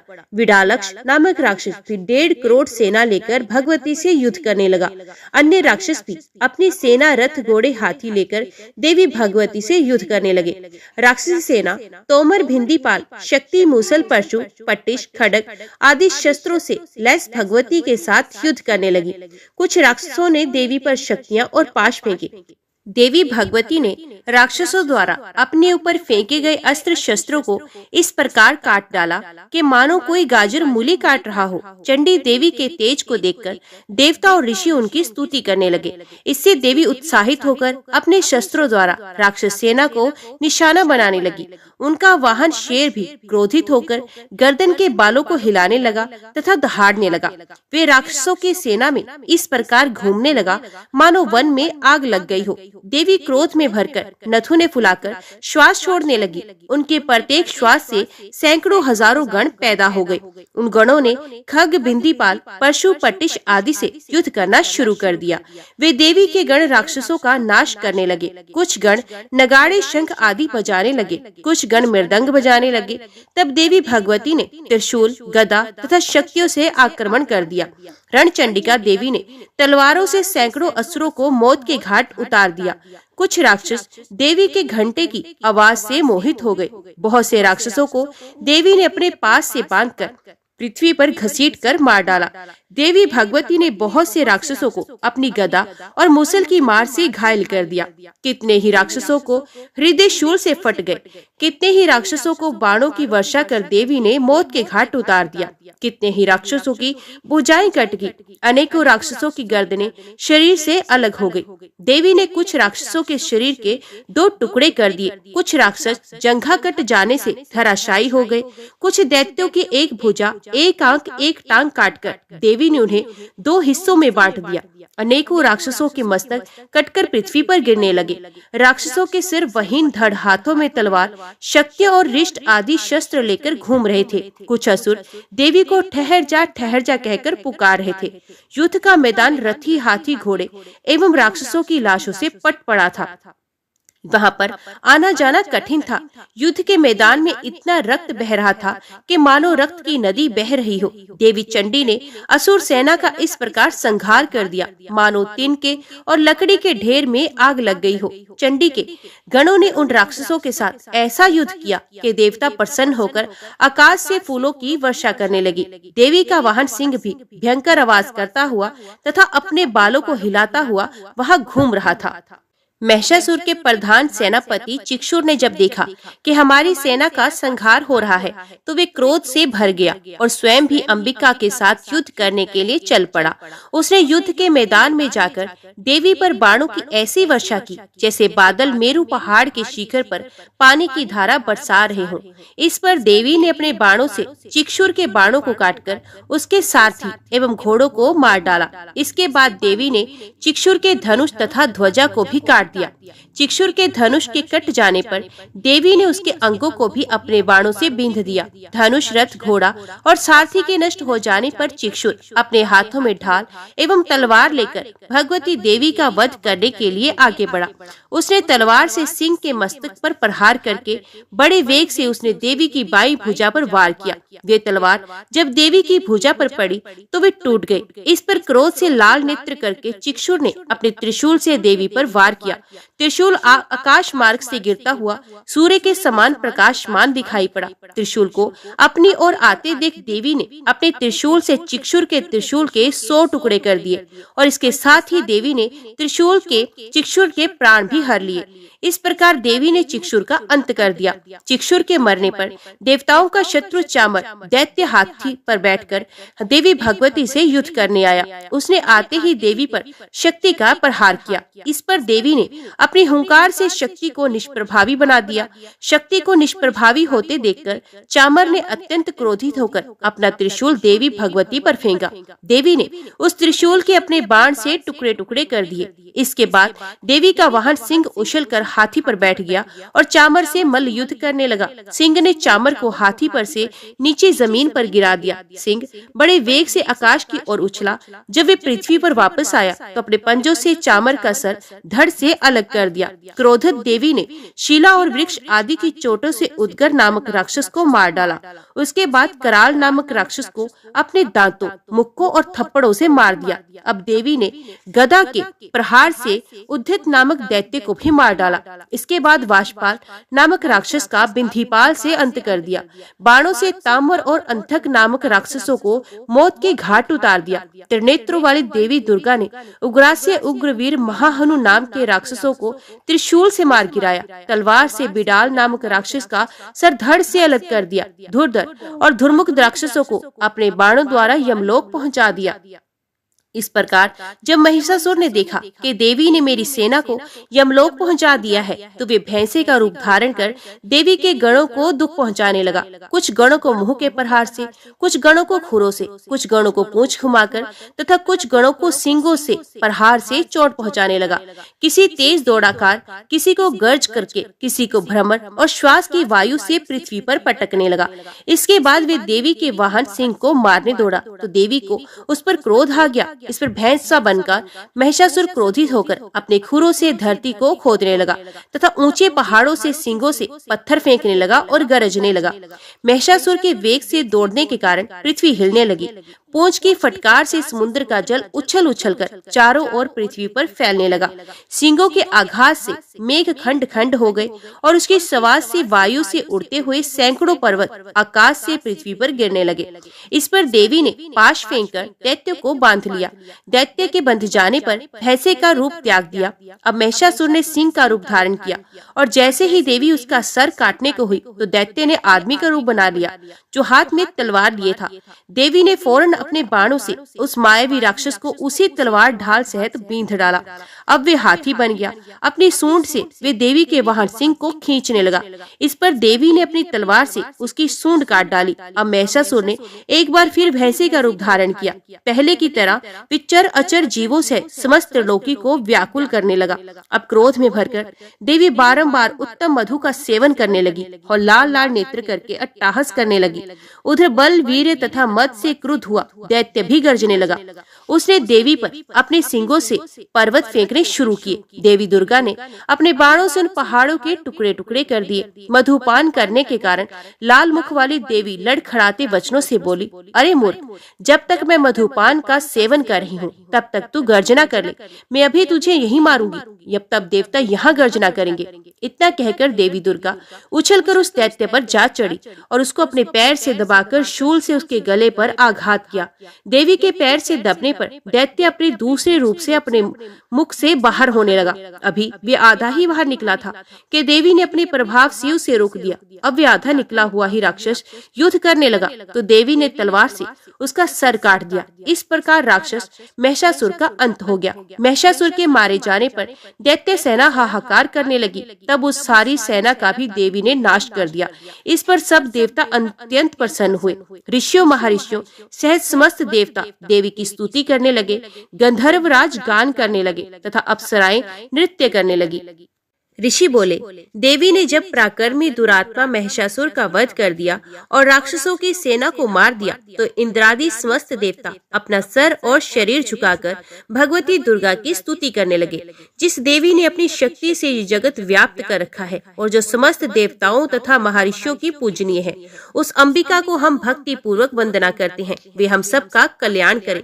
जिस अतुल बल और प्रभाव का वर्णन भगवान विष्णु, भगवान शंकर और ब्रह्मा जी भी नहीं कर सके, वही चंडिका देवी संपूर्ण संसार का पालन करे और अशुभ भय का विनाश करे। पुण्य आत्माओं के घरों में आप स्वयं लक्ष्मी का रूप हो, पापियों के घरों में तुम अलक्ष्मी रूप हो। सतकुल में जन्म लेने वालों के लिए तुम लज्जा रूप होकर उनके घरों में निवास करती हो। हम उस दुर्गा भगवती को नमस्कार करते हैं। हे देवी, इस संसार का पालन करो। हे मातेश्वरी, आपके इस अचिंत्य रूप को, असुरों का संहार करने वाली शक्ति तथा युद्ध में असुरों के साथ आपके अनेक प्रकार के चित्रों को हम किस भांति वर्णन कर सकते हैं। अर्थात आपकी महिमा का वर्णन शब्दों से बाहर की बात है। आप संपूर्ण संसार की उत्पत्ति का कारण हो। आप में सत्व गुण, रजोगुण और तमोगुण में तीनों उपस्थित हैं, तो भी दोषों के साथ आपका संसर्ग नहीं बन पड़ता। भगवान विष्णु और महादेव आदि देवता भी आपका पार पाने में असमर्थ हैं। आप ही सबकी आश्रय हैं। ये समस्त जगत आपका अंशभूत है, क्योंकि आप सबकी आदिभूत अव्याकृता परा प्रकृति हैं। हे देवी, संपूर्ण यज्ञों में जिसके उच्चारण में सब देवता तृप्त होते हैं, वे स्वाहा आप ही हैं। इसके अतिरिक्त आप पितरों की भी तृप्ति का कारण है, इसलिए सब लोग आपको स्वधा कहते हैं। हे देवी, वे विद्या जो मोक्ष को देने वाली है, जो अचिंत्य महाज्ञान स्वरूपा है, मोक्ष की इच्छा रखने वाले मुनि जन जिसका अभ्यास करते हैं, वे भी तुम ही हो। हे देवी, तुम वाणी रूप हो, दोष रहित हो, ऋग्वेद तथा यजुर्वेद की एवं उद्गीत तथा सुंदर पदों के पाठ वाले सामवेद की आश्रय रूप हो। तुम भगवती दुर्गा हो। इस संसार की उत्पत्ति एवं पालन के लिए तुम वार्ता के रूप में प्रकट हुई हो और तुम संपूर्ण विश्व की पीड़ा हरने वाली हो। हे देवी, जिसे समस्त शास्त्रों का ज्ञान जाना जाता है, वे मेधा शक्ति तुम ही हो और दुर्गम भव सागर से पार करने वाली नौका भी तुम ही हो। लक्ष्मी रूप से विष्णु भगवान के हृदय में निवास करने वाली भगवान महादेव द्वारा सम्मानित गौरी देवी तुम ही हो। हे देवी, मंद मुस्कान वाले निर्मल पूर्ण चंद्रमा बिंब के समान उत्तम स्वर्ण की मनोहारी कांति से कमनीय तुम्हारे मुख को देखकर भी महिषासुर क्रोध में भर गया। ये बड़े आश्चर्य की बात है। हे देवी, तुम्हारा यही मुख जब क्रोध से भर गया तो उदय काल के चंद्रमा की तरह लाल हो गया और तनी हुई भुहों के कारण आपका विकराल रूप हो गया। उसे देखकर भी महिषासुर के शीघ्र प्राण क्यों नहीं निकल गए? ये बड़े आश्चर्य की बात है। हे देवी, तुम हमारे कल्याण के लिए प्रसन्न होती हो। आपके प्रसन्न होने से इस विश्व का अभ्युदय होता है और जब आप क्रुद्ध हो जाती हो तो कितने ही कुलों का सर्वनाश हो जाता है। ये हमें अभी अभी ज्ञात हुआ है, जब तुमने महिषासुर की विशाल सेना को देखते ही देखते मार गिराया। हे देवी, आप उन्नति को देने वाली हैं। आप जिस पर प्रसन्न होती हैं, वे सभी जगह मान सम्मान पाते हैं। उन्हें ही धन और यश मिलता है। वे अपने धर्म का भी पालन करते हैं। वे ही रक्षित रहते हैं। अपनी पत्नी, अपने बच्चों तथा संबंधियों के साथ प्रसन्न रहते हैं। हे देवी, आपकी कृपा से ही अत्यंत उत्कृष्ट पुण्यात्मा पुरुष अपने धर्म संबंधी कार्य प्रतिदिन निष्पादित करते हैं। आपकी कृपा से ही उन्हें स्वर्ग लाभ मिलता है। इसी कारण आप तीनों लोकों में फल देने वाली मानी जाती हैं। हे देवी दुर्गे, आपका स्मरण करने पर आप प्राणियों के भय हरण करने वाली हैं। स्वस्थ पुरुष जब आपका स्मरण करते हैं तो आप उन्हें अत्यंत पवित्र बुद्धि प्रदान करती हैं।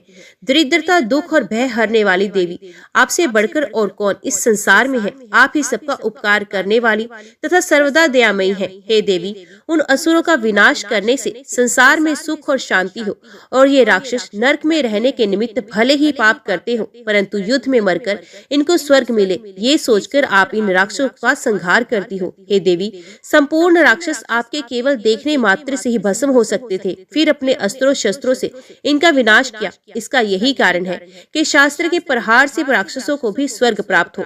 इस प्रकार शत्रु के लिए भी आपके विचार कितने उत्तम है। हे देवी, आपकी तलवार की उग्र प्रभा पुंज और त्रिशूल की चमक से उन राक्षसों की आंखें फूट जानी चाहिए थी, परंतु इसका भी एक प्रमुख कारण ये है कि चंद्रमा की किरण के सदृश आपका शीतल मुख उन्होंने देख लिया था। हे देवी, आपका शील स्वभाव दुराचारियों के दुष्ट स्वभाव को निर्वृत्त करने वाला है। आपका रूप अचिंत्य, उसकी तुलना किसी से नहीं की जा सकती। आपका पराक्रम तो देवताओं के पराक्रम को नष्ट करने वाले, राक्षसों के पराक्रम को नष्ट करने वाला है। इस प्रकार आप शत्रुओं पर भी दया करती हो। हे देवी, आपके इस पराक्रम की बराबरी किसी से नहीं की जा सकती। शत्रु को भयभीत करने वाला आपका पराक्रम और सुंदर स्वभाव और किसी में नहीं। हृदय में ममतामयी दया और युद्ध क्षेत्र में कठोरता तीनों लोकों में आपसे बढ़कर किसी में नहीं है। हे देवी, युद्ध क्षेत्र में शत्रु को मारकर तुमने उन्हें स्वर्गलोक में स्थान प्रदान किया। इस तरह आपने तीनों लोकों की रक्षा की है तथा उन उन्मत्त राक्षसों से जो हमें भय था उसको भी दूर किया है। आपको हमारा बारंबार नमस्कार है। हे देवी, त्रिशूल से हमारी रक्षा करे। हे अंबिके, तलवार से हमारी रक्षा करे तथा घंटे की ध्वनि और धनुष की टंकार से हमारी रक्षा करे। हे दुर्गा देवी, चारों दिशाओं उत्तर दक्षिण पूर्व पश्चिम में अपने त्रिशूल को घुमाकर हमारी रक्षा करे। हे माता, तीनों लोकों में जो आपके सौम्य रूप है तथा असौम्य रूप है उनसे हमारी रक्षा करे एवं इस पृथ्वी की भी रक्षा करे। हे अंबिके, आपके हाथों में जो खड़ग, शूल और गदा आदि शस्त्र शोभायमान है उनके द्वारा हमारी रक्षा करे। ऋषि बोले, इस प्रकार सब देवताओं ने जगत माता भगवती की स्तुति की और नंदन वन के पुष्पों तथा गंध अनुलेपनों द्वारा उनका पूजन किया। सभी देवताओं ने भक्ति पूर्वक दिव्य धूपों द्वारा अर्चना की, फिर प्रणाम करने लगे। तब देवी दुर्गा प्रसन्न होकर उन देवताओं से बोली, हे देवताओं, तुम सब लोग जिस वस्तु की अभिलाषा रखते हो मुझसे मांग लो। देवता बोले, भगवती ने हमारी सब इच्छाएं पूर्ण की, अब हमें कुछ नहीं चाहिए। हमारा शत्रु महिषासुर मारा गया। हे माहेश्वरी, इतने पर भी यदि आप हमें कुछ और वर देना चाहती हैं तो जब जब हम आपको स्मरण करें तब तब आप दर्शन देकर हम लोगों के महान संकट को दूर करें। हे मातेश्वरी, जो भी मनुष्य इन स्तुतियों द्वारा आपकी स्तुति करे उसे वित्त समृद्धि वैभव देने के साथ ही उसकी धन स्त्री आदि संपत्ति को बढ़ाने के लिए आप सदा हम पर प्रसन्न रहे। ऋषि बोले, हे राजन, देवताओं ने जब संसार के लिए तथा अपने लिए इस भांति प्रश्न किया तो देवी तथास्तु कहकर अंतर्ध्यान हो गई। हे राजा, जिस प्रकार तीनों लोकों का हित चाहने वाली वे भगवती देवी देवताओं के शरीर से उत्पन्न हुई थी, वे सारा वृत्तांत मैंने तुमसे कह सुनाया। इसके पश्चात दुष्ट असुरों तथा शुंभ शुंभ का वध करने के लिए तथा संसार की रक्षा के लिए और देवताओं की रक्षा करने के लिए देवी उत्पन्न हुई। वे सब कथा मैं तुम्हें सुनाता हूँ, इसलिए तुम ध्यान से सुनो। ऋषि बोले, प्राचीन काल में शुंभ निशुंभ नामक दो राक्षसों ने बल के मद में भरकर इंद्र त्रिलोकी का राज्य और यज्ञों का भाग छीन लिया। तत्पश्चात इन दोनों असुरों ने सूर्य, चंद्रमा, कुबेर, यम और वरुण के अधिकार भी छीन लिए। वायु और अग्नि के अधिकार भी छीन कर सब देवताओं को उनके राज्य से निकाल दिया। इस प्रकार देवतागण दोनों राक्षसों से पराजित होकर तथा स्वर्ग से निकाल दिए जाने पर अपराजिता भगवती देवी का स्मरण करने लगे। वे सोचने लगे कि भगवती देवी ने हमें पहले वरदान दिया था कि देवताओं पर विपत्ति आने पर मैं तुम्हारे स्मरण करने पर समस्त आपत्तियों का समूल नाश करूंगी। ऐसा सोचकर सब देवता इंद्र के साथ हिमालय पर्वत पर विष्णु की माया देवी की स्तुति करने के लिए गए। देवता बोले, देवी और महादेवी को हम नमस्कार करते हैं, शिव को नमस्कार करते हैं, प्रकृति एवं भद्रा को प्रणाम करते हैं। हम नियम पूर्वक जगदम्बा को नमस्कार करते हैं, रुद्रा को प्रणाम करते हैं, नित्य गौरी एवं धात्री को बारंबार नमस्कार है। ज्योत्सनामयी, चंद्र रूपिणी एवं सुख स्वरूपा देवी को सतत प्रणाम। शरणागतों का कल्याण करने वाली एवं सिद्धि रूपा देवी को बारंबार नमस्कार करते हैं। राक्षसों वत्सों की लक्ष्मी, राजाओं की लक्ष्मी तथा श्रवाणी शिव पत्नी को नमस्कार करती हैं। दुर्गा देवी को दुर्ग स्थलों को पार करने वाली दुर्गपारा को, सारा सर्वकारिणी ख्याति कृष्णा और धूम्र देवी को सदैव नमस्कार है। अत्यंत सौम्य तथा अत्यंत रौद्र रूपा को हम नमस्कार करते हैं। उन्हें हमारा बार बार प्रणाम है। जगत की आधारभूत प्रकृति देवी को बार बार नमस्कार। जिस देवी को प्राणी मात्र विष्णु की माया कहते हैं उसको नमस्कार है। जो देवी समस्त प्राणियों में चेतना कहलाती है उसको नमस्कार है। जो देवी संपूर्ण प्राणियों में बुद्धि रूप से स्थित है उसको नमस्कार है। जो देवी सब प्राणियों में निद्रा रूप से विराजमान है उसको नमस्कार है। जो देवी संपूर्ण प्राणियों में शुद्धा रूप से विराजमान है उनको नमस्कार है। जो देवी संपूर्ण प्राणियों में छाया रूप से स्थित है उसको नमस्कार है। जो देवी सब प्राणियों में जाति रूप से स्थित है उसको नमस्कार है। जो देवी सब प्राणियों में लज्जा रूप से स्थित है उसको नमस्कार है। जो देवी सब प्राणियों में श्रद्धा रूप से स्थित है उसको नमस्कार है। जो देवी सब प्राणियों में कांति रूप से स्थित है उनको नमस्कार है। जो देवी सब प्राणियों में लक्ष्मी रूप से स्थित है उनको नमस्कार है। जो देवी प्राणियों में वृत्ति रूप से स्थित है उनको नमस्कार है। जो देवी समस्त जीवों में समृद्धि रूप से विराजमान है उनको नमस्कार है, उनको बारंबार नमस्कार है। जो देवी समस्त जीवों में दया रूप से स्थित है उनको नमस्कार है, उनको बारंबार नमस्कार है। जो देवी समस्त जीवों में तुष्टि रूप से स्थित है उनको नमस्कार है। जो देवी समस्त जीवों में मात्र रूप से स्थित है उनको नमस्कार है।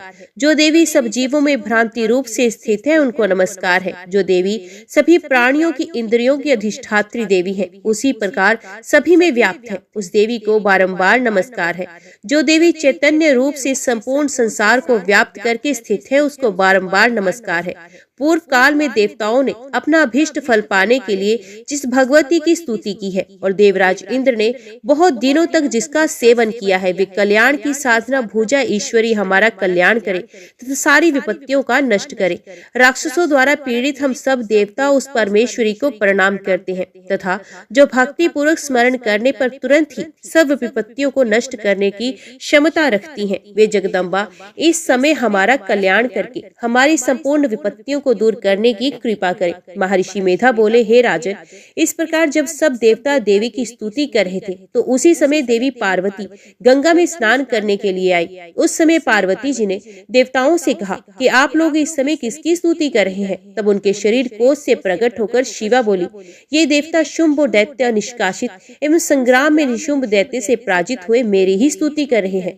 पार्वती जी के शरीर कोष से उसी समय अंबिका देवी प्रकट हुई, जो समस्त लोकों में कौशिकी नाम से प्रसिद्ध हुई। जिस समय पार्वती जी के शरीर कोष से अंबिका प्रकट हुई, उसी समय से पार्वती का शरीर काले रंग का हो गया और तब से उनका नाम कालिका देवी पड़ गया और वे हिमालय पर निवास करने लगी। शुंभ और निशुंभ के दूत चंडमुंड वहां आए और उन्होंने परम मनोहर रूप वाली अंबिका देवी को देखा। चंडमुंड शुंभ निशुंभ के पास जाकर बोले, हे महाराज, एक सुंदर स्त्री हिमालय को प्रकाशित कर रही है। हे असुरेश्वर, हमने उस जैसी परम सुंदरी स्त्री को अब तक कहीं नहीं देखा, इसलिए ये पता करना चाहिए कौन है वो, किसकी है वो। वे सब स्त्रियों में रतन है, वे अपनी कांति से दसों दिशाओं को प्रकाशित कर रही है। आप चलकर उसे देख ले। हे स्वामी, तीनों लोकों में हाथी, घोड़े, मणि इत्यादि जितने भी रत्न हैं, वे सब इस समय आपके पास शोभायमान है। हाथियों में हाथी, एरावर हाथी, घोड़ों में उच्च श्रवा घोड़ा, पारिजात नामक वृक्ष आप इंद्र से प्राप्त कर चुके हैं। हंस सहित रतन जटित ब्रह्मा जी का अद्भुत विमान भी आपके पास है। महापद्म नामक निधि आपने कुबेर से ले ली है। समुद्र ने आपको किंचलकनी नाम की माला प्रदान की, जिसके कमल कभी नहीं मुरझाते। सोने की वर्षा करने वाला वरुण का छत्र भी आपके पास है। रथों में श्रेष्ठ प्रजापति का रथ भी आपके पास है। हे असुराज, मृत्यु से उत्क्रांतिका नामक शक्ति भी आपने छीन ली तथा वरुण का पाश भी आपके भाई निशुंभ के पास है। निशुंभ ने समुद्र में उत्पन्न होने वाले सब प्रकार के रत्न भी अपने अधिकार में कर लिए हैं और ऐसे भी 2 वस्त्र भी अग्नि देवता ने आपको दिए, जिन्हें अग्नि नहीं जला सकती। हे दैत्यराज, इस प्रकार सभी रत्न रूपी वस्तुएं आप संग्रह कर चुके हैं। अब आप कल्याण में स्त्रियों में रत्न रूपी इस स्त्री को ग्रहण करें। ऋषि बोले, चंडमुंड के वचन सुनकर शुंभ ने सुग्रीव नामक राक्षस को अपना दूत बनाकर देवी के पास भेजा। सुग्रीव से शुंभ ने कहा कि तुम मेरी ओर से इस प्रकार कहना और ऐसा उपाय करना जिससे वे प्रसन्न होकर यहाँ शीघ्र आने को तैयार हो जाए। सुग्रीव शीघ्र पर्वत के उस स्थान पर पहुंचा जहाँ पर देवी बैठी हुई थी। वे स्थान अत्यंत सुंदर था। वहाँ पहुंचकर सुग्रीव ने मधुर वाणी में देवी से कहा, हे देवी, दैत्यों के राजा शुंभ ने जो तीनों लोकों के अधिपति हैं, मुझे आपके पास भेजा है। उनकी आज्ञा का उल्लंघन करने का साहस किसी भी देवता में नहीं, तथा राक्षसों के समस्त शत्रुओं पर उन्होंने विजय प्राप्त की है। उन्होंने आपके लिए संदेश भेजा है कि तीनों लोगों पर मेरा अधिकार है, सब देवता मेरे अधीन है। यज्ञ के सब भागों को अलग अलग मैंने ही ग्रहण किया है। तीनों लोगों के उत्तम रत्नों के हम स्वामी हैं। इंद्र का ऐरावत हाथी भी हमारे पास है। समुद्र मंथन से उत्पन्न उच्च श्रवा नामक घोड़ा भी देवताओं ने हमें भेंट किया। देव, गंधर्व एवं नागों के पास जितनी भी रत्न रूपी वस्तुएं थी, वे सब मेरी हो चुकी हैं। अब आप स्त्री में एक रत्न ही है, इसलिए आपको भी हमारे पास आ जाना चाहिए, क्योंकि मैं रत्नों का भक्त हूँ। अब मैं ये तुम पर छोड़ता हूँ कि तुम मेरे साथ या मेरे पराक्रमी भाई निशुंभ के साथ विवाह कर लो। यदि तुम मुझसे विवाह करोगी तो अतुल महान ऐश्वर्य को प्राप्त करोगी। महर्षि मेधा ने कहा। दूत के ऐसा कहने पर भगवती दुर्गा मन ही मन मुस्कुराई और इस प्रकार बोली, हे दूत, तुमने जो कुछ कहा वे सब सत्य है, इसमें किंचित मात्र भी झूठ नहीं। शुंभ इस समय तीनों लोकों का स्वामी है और निशुंभ भी उसी की भांति पराक्रमी है, परंतु मैंने एक प्रतिज्ञा कर रखी है। ये प्रतिज्ञा ये है कि मुझे जो युद्ध में हरा देगा और मेरे इस अभिमान को खंडित कर देगा तथा बल में जो व्यक्ति मेरे समान होगा वही मेरा पति होगा। इसलिए शुंभ निशुंभ में से जो भी मुझे युद्ध में हरा देगा, मैं उसी के साथ विवाह करूंगी। मेरा ये संदेश उन तक पहुंचा दो। दूत सुग्रीव बोला, हे देवी, आप अभिमान से भरी हुई हो, मेरे सम्मुख ऐसी बातें ना करें। इस त्रिलोकी में तो मुझे कोई ऐसा दिखाई नहीं देता जो शुंभ निशुंभ को हरा सके। जब देवताओं में से कोई शुंभ निशुंभ को हरा नहीं सका, उनके सामने ठहर नहीं सका, तो फिर तुम जैसी कमनीय स्त्री भला रणभूमि में उसका मुकाबला कैसे कर सकेगी? तुम मेरा कहना मानकर शुंभ निशुंभ के पास चली जाओ। ऐसा करने से तुम्हारे गौरव की रक्षा होगी, अन्यथा जब वे तुम्हारे केश पकड़कर तुम्हें घसीटते हुए ले जाएंगे तब तुम्हारा गौरव नष्ट हो जाएगा। देवी बोली, शुंभ निशुंभ बड़े बलवान है, ये ठीक है, परंतु मैं अपनी प्रतिज्ञा से बंधी हुई हूँ, इसलिए तुम जाओ और मैंने जो कुछ कहा है वे आदर पूर्वक असुरराज से कह दो। इसके पश्चात वे जो उचित समय समझे वही करें। ऋषि बोले, देवी की बात सुनकर दूत सुग्रीव क्रोध में भरकर असुर सम्राट शुंभ के पास पहुंचा और देवी के साथ हुई सारी बातचीत विस्तार पूर्वक बता दी। दूत की बात सुनकर शुंभ के क्रोध का पारावार ना रहा और दैत्य सेनापति धूम्रलोचन से बोला, तुम शीघ्र अपनी सेना को लेकर वहां जाओ और उस दुष्टा को केशों से पकड़कर घसीटते हुए यहाँ ले आओ। यदि उसकी रक्षा करने के लिए कोई भी देवता, यक्ष या गंधर्व आए तो उसे भी मार डालो। महर्षि मेधा बोले, आज्ञा पाते ही धूम्रलोचन 60,000 असुरों की सेना लेकर चल दिया। वहां पहुंचकर उसने हिमालय पर्वत पर विराजमान देवी को देखा और ऊंची आवाज में बोला, अरे तू अभी शुंभ निशुंभ के पास चल। यदि प्रसन्नता पूर्वक मेरे स्वामी के पास नहीं चलेगी तो स्मरण रख कि मैं तुम्हें बालों से पकड़कर घसीटता हुआ बलपूर्वक ले जाऊंगा। देवी बोली, दैत्यराज शुंभ ने तुम्हें सेना लेकर मुझे बलपूर्वक लाने के लिए भेजा है। यदि तू मुझे बलपूर्वक ले जाएगा तो मैं क्या कर सकती हूँ? ऐसा कहने पर धूम्रलोचन देवी जगदम्बा को पकड़ने के लिए झपटा तो देवी ने अपनी हुंकार से ही धूम्रलोचन को भस्म कर डाला। ये देखकर असुर सेना क्रोध में भरकर अंबिका देवी की तरफ लपकी, परंतु देवी ने उन पर तीखे बाणों, शक्तियों तथा फरसों की वर्षा आरंभ कर दी। इधर देवी दुर्गा का वाहन शेर भी कुपित होकर भयंकर आवाज करता हुआ असुरों की सेना पर उछल पड़ा। शेर ने कई असुरों को पंजों से, कई को जबड़ों से, कई को धरती पर पटक कर अपनी दाढ़ों से घायल करके मार डाला। उसने अपने नखों से कितने ही असुरों के पेट फाड़ डाले और कितने ही असुरों के सर धड़ से अलग कर दिए। वे दैत्यों के पेट फाड़कर उनका रस चूसने लगा। क्षण भर में ही देवी के वाहन शेर ने राक्षसों की सारी सेना का संहार कर डाला। शुंभ को जब ये समाचार मिला कि देवी ने धूम्रलोचन को मार डाला है और उसके वाहन शेर ने सारी सेना को मौत के घाट पहुंचा दिया तो उसे बड़ा ही क्रोध आया।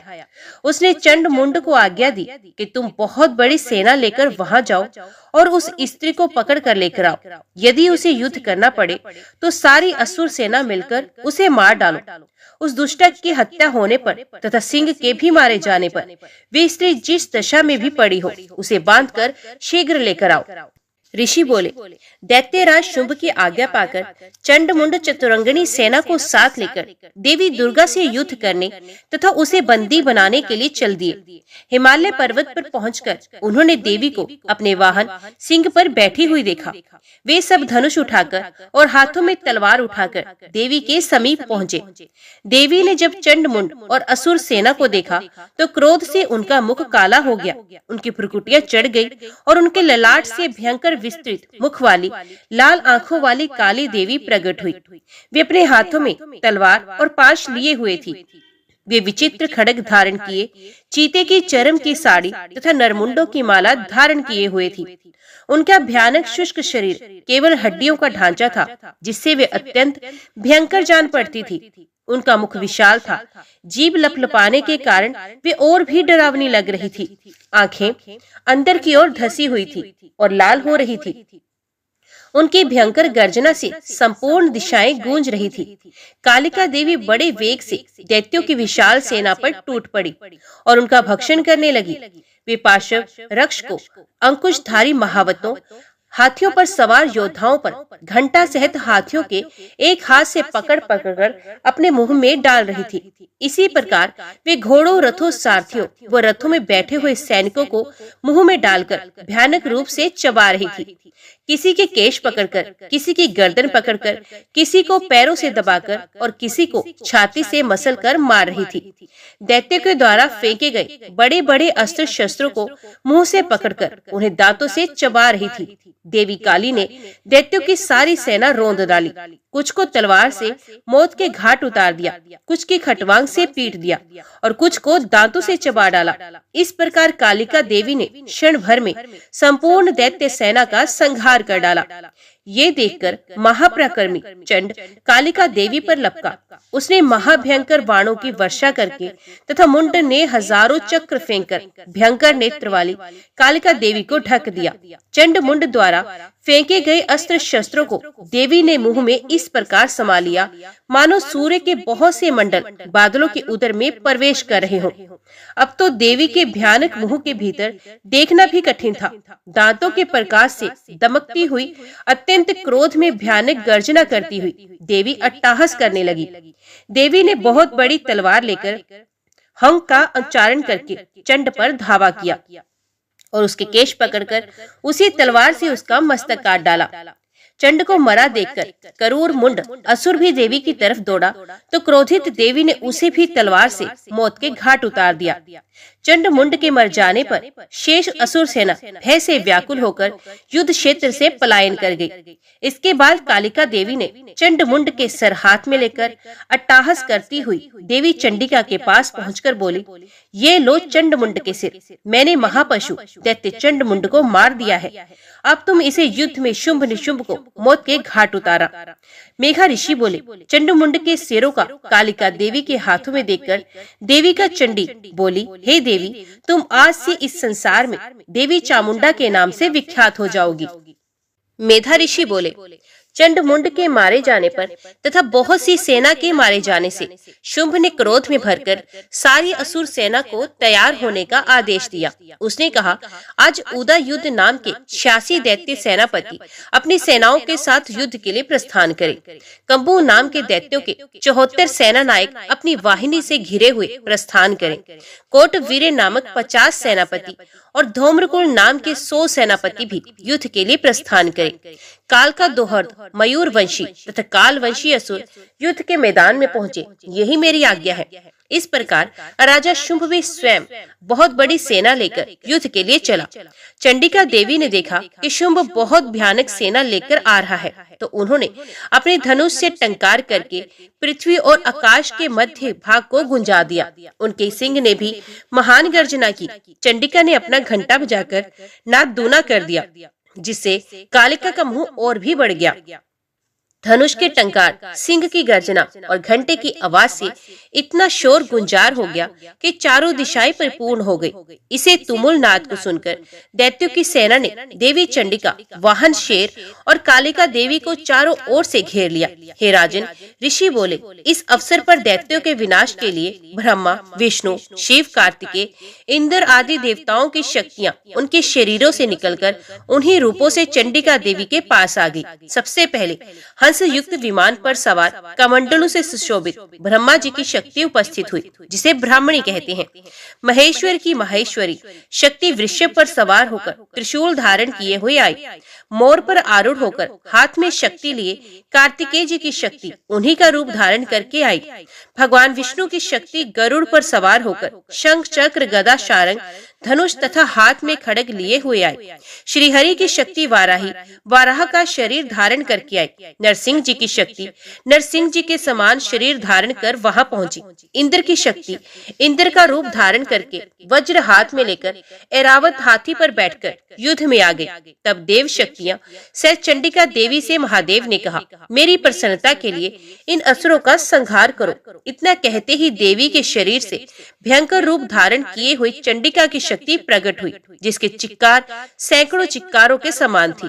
उस अपराजित देवी ने धूम्र रंग की जटा वाले शंकर जी से कहा, हे भगवान, आप मेरे दूत के रूप में शुंभ के पास जाकर उससे तथा निशुंभ और दूसरे राक्षसों से जो यहाँ युद्ध करने हेतु आए हैं, उनसे कहना कि यदि तुम जीवित रहना चाहते हो तो त्रिलोकी राज्य इंद्र को सौंप दो। देवताओं को उनका यज्ञ का भाग मिलना चाहिए और तुम सब पाताल लौट जाओ। यदि बल के घमंड से तुम्हें लड़ने की इच्छा हो तो फिर तुम्हारे समाज से मेरी योगनियां तृप्त होंगी। भगवान शिव को देवी ने दूत के रूप में भेजा गया था, इसलिए वे संसार में शिव दूती के नाम से प्रसिद्ध हुई। भगवान शिव ने शिव देवी के दूत के रूप में जब महाअसुरों के पास जाकर देवी के वचन सुनाए तो वे सब क्रोध से भर गए और कात्यायनी देवी से युद्ध करने के लिए आगे बढ़े। राक्षसों ने बाण, शक्ति, रिष्ट आदि आयुधों से देवी पर आक्रमण कर दिया। इस पर देवी ने अपने धनुष से पैने बाण छोड़कर राक्षसों द्वारा छोड़े हुए अस्त्रों शस्त्रों को बच्चों के खेल के समान काट डाला। इसके बाद कालिका देवी ने उनके सम्मुख होकर शत्रुओं के शूल के प्रहारों को चीरती फाड़ती खटवांग से कुचलती विचरने लगी। ब्राह्मणी देवी भी जिधर निकल जाती वहां वे अपने कमंडल से राक्षसों पर जल छिड़ककर उनके बल और पराक्रम को नष्ट कर रही थी। इसी प्रकार माहेश्वरी भी अत्यंत क्रोध में भरकर त्रिशूल से तथा वैष्णव देवी अपने चक्र से और कौमारी देवी अपनी शक्ति से राक्षसों का विनाश कर रही थी। इंद्री देवी ने अपने वज्र द्वारा सैकड़ों असुरों को काट डाला, जिससे वे पृथ्वी पर गिर पड़े। उनके शरीर से रक्त की धारा बह चली। देवी वाराही अपने तुंड के प्रहार से असुर सेना का विनाश करने लगी। बड़े बड़े राक्षसों के सिर उनके चक्र से कट कट कर पृथ्वी पर गिरने लगे।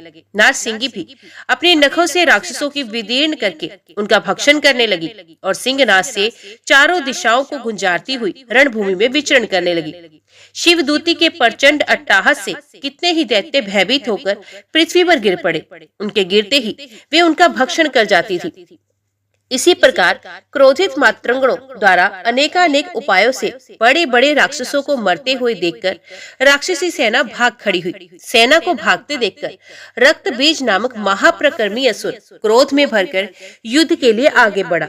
रक्त बीज की विशेषता थी कि उसके शरीर से रक्त की बूंदें जैसे ही पृथ्वी पर गिरती थी, तुरंत वैसे ही शरीर वाले बलवान दैत्य पृथ्वी से उत्पन्न हो जाते थे। रक्त बीज हाथ में गदा लेकर इंद्र शक्ति इंद्री के साथ युद्ध करने लगा।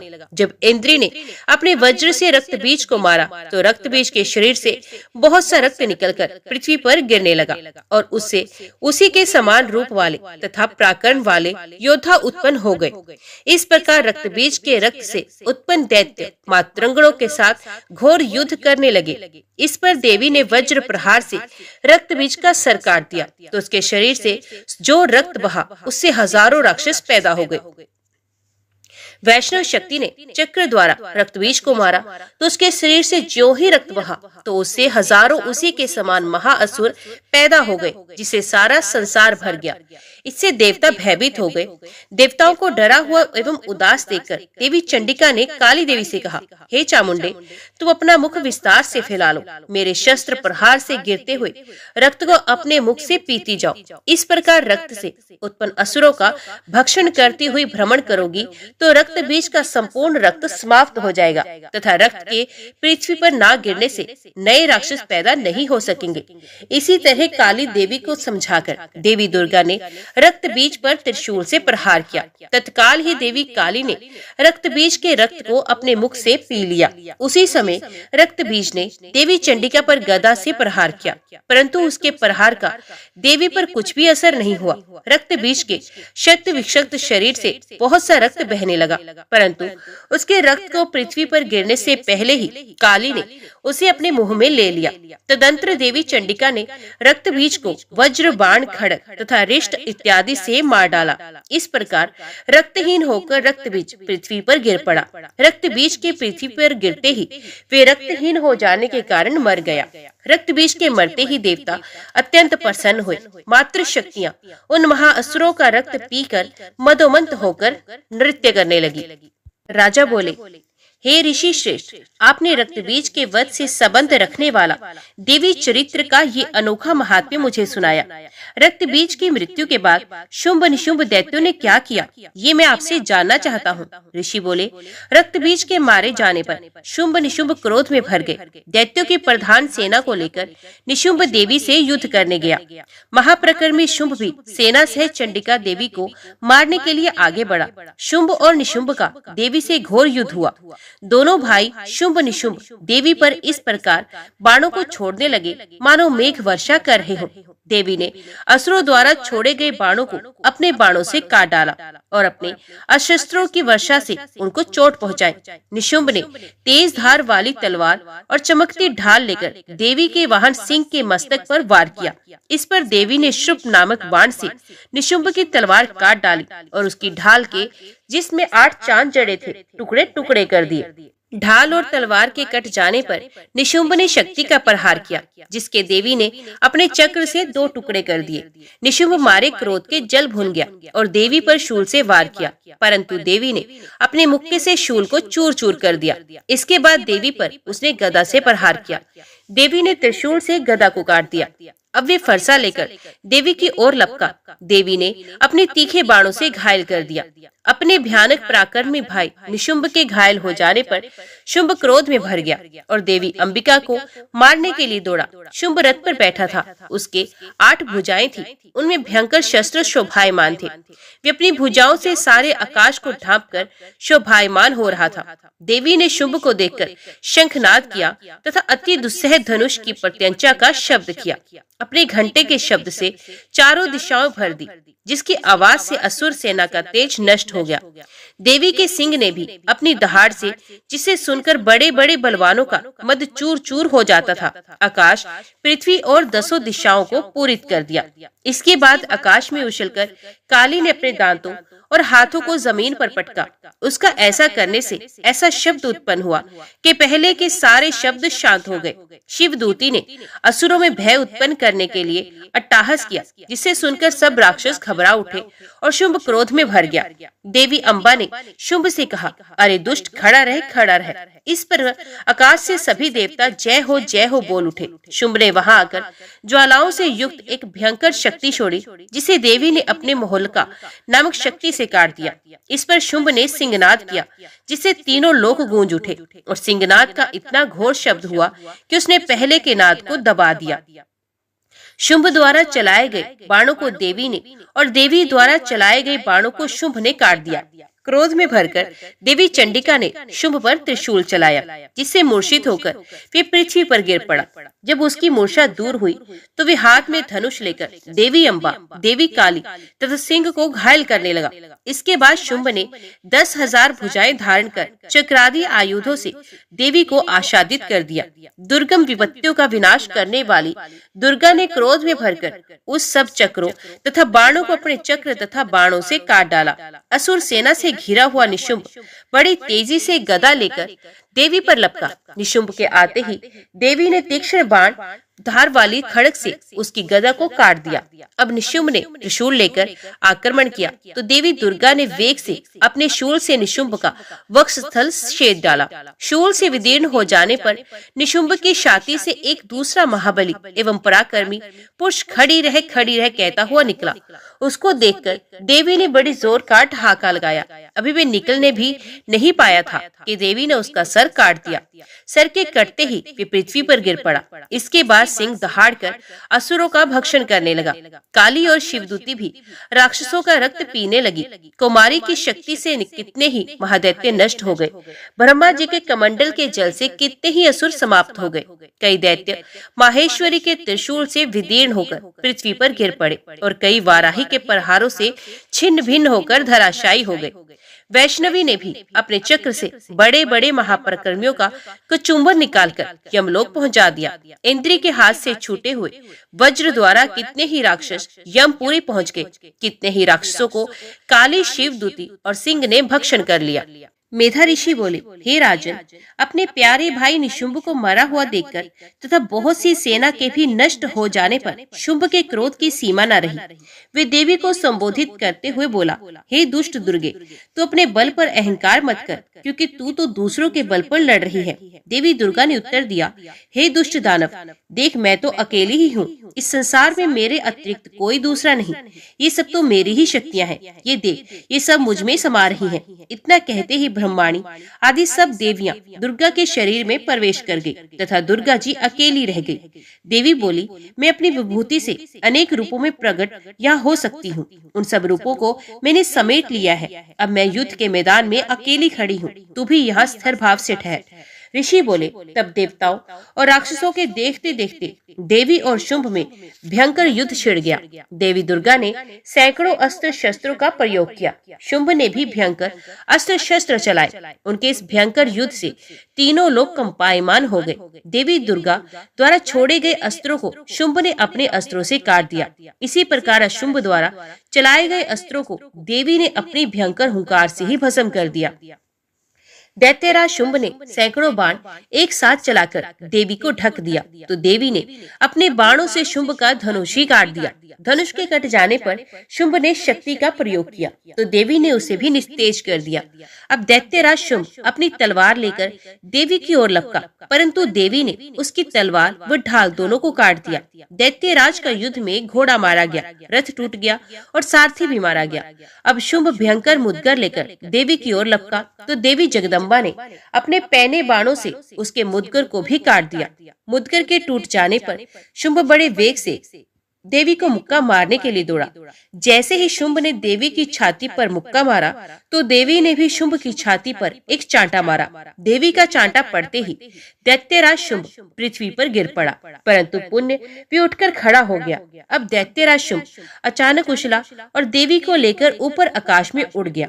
अब देवी आकाश में ही शुंभ के साथ युद्ध करने लगी। उनके इस युद्ध ने सिद्ध और मुनियों को विस्मय में डाल दिया। इसके बाद देवी ने शुंभ के साथ काफी समय तक युद्ध करने के पश्चात उसे उठाकर जोर से घुमाकर पृथ्वी पर पटक दिया। पृथ्वी पर पटके जाने पर भी वे दुष्ट आत्मा पुण्य खड़ा होकर देवी का वध करने हेतु उनकी ओर बड़े वेग से दौड़ा। दैत्यराज शुंभ को अपनी ओर आते देख देवी ने अपने त्रिशूल से उसकी छाती छेद कर पृथ्वी पर गिरा दिया। देवी के त्रिशूल से घायल होने पर दैत्यराज शुंभ के प्राण पखेरु उड़ गए और वे समुद्रों, द्वीपों तथा पर्वतों सहित समूची पृथ्वी को कंपायमान करता हुआ पृथ्वी पर आ गिरा। वो दुष्ट असुर के मरते ही सारा संसार प्रसन्नता से नाच उठा। पहले जो अनिष्ट सूचक मेघ और उल्कापात होते थे वे सभी शांत हो गए। नदियां अपने सही मार्ग से बहने लगी। देवगण बड़े प्रसन्न हुए तथा गंधर्व सुंदर गीत गाने लगे। बाजे बजने लगे, अप्सराएं नाचने लगी, स्वच्छ वायु बहने लगी, सूर्य की उत्तम प्रभा हो गई। यज्ञादियों की अग्नियां जो शांत हो गई थी अब वे प्रज्वलित हो गई तथा संपूर्ण दिशाओं का हाहाकार शांत हो गया। प्रजा सुखी हो गई और सर्वत्र शांति स्थापित हो गई। ऋषि बोले, दैत्यराज शुंभ के मारे जाने पर इंद्रादि देवता अग्नि को आगे करके कात्यायनी देवी की स्तुति करने लगे। उस समय अभीष्ट की प्राप्ति के कारण उनके मुख खिले हुए थे। देवता बोले, हे शरणागतों के दुख को हरने वाली देवी, तुम प्रसन्न हो जाओ। विश्वेश्वरी, तुम विश्व की रक्षा करो। क्योंकि तुम इस चर अचर विश्व की अधीश्वरी शक्ति हो। हे देवी, आप संपूर्ण विश्व की आधार रूप हो, क्योंकि आप पृथ्वी रूप में भी स्थित हो और अत्यंत पराक्रम वाली देवी हो। आप ही जल रूप में स्थित होकर संपूर्ण संसार को तृप्त करती हो। हे देवी, आप विष्णु की शक्ति हो, विश्व की बीज परम माया हो, और आपने ही इस समस्त संसार को मोहित कर रखा है। आप ही प्रसन्न होने पर इस पृथ्वी पर युक्तियां प्राप्त करवाती हो। हे देवी, संपूर्ण विद्या में आपके ही भिन्न भिन्न स्वरूप हैं। इस संसार में जितनी महिलाएं हैं वे सब आपकी ही मूर्तियां हैं। एकमात्र आपने ही इस संसार को व्याप्त कर रखा है। आपकी स्तुति किस प्रकार हो सकती है? आप तो स्तवन करने योग्य पदार्थों से परे एवं पारावाणी हो। आप परम बुद्धि रूप हो और संपूर्ण प्राणी रूप, स्वर्ग और मुक्ति देने वाली हो। अत इसी रूप में आपकी स्तुति की गई है। आपकी स्तुति के लिए इससे बढ़कर और क्या मुक्ति माँ हो सकती है? संपूर्ण जनों के हृदय में बुद्धि रूप होकर निवास करने वाली, स्वर्ग तथा मोक्ष प्रदान करने वाली नारायणी देवी, आपको नमस्कार है।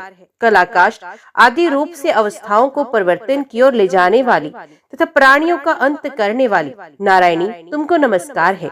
हे नारायणी, संपूर्ण मंगलों के मंगल रूप वाली, हे शिवे, हे संपूर्ण प्रयोजनों को सिद्ध करने वाली, हे शरणागत वत्सला, तीन नेत्रों वाली गौरी, आपको नमस्कार है।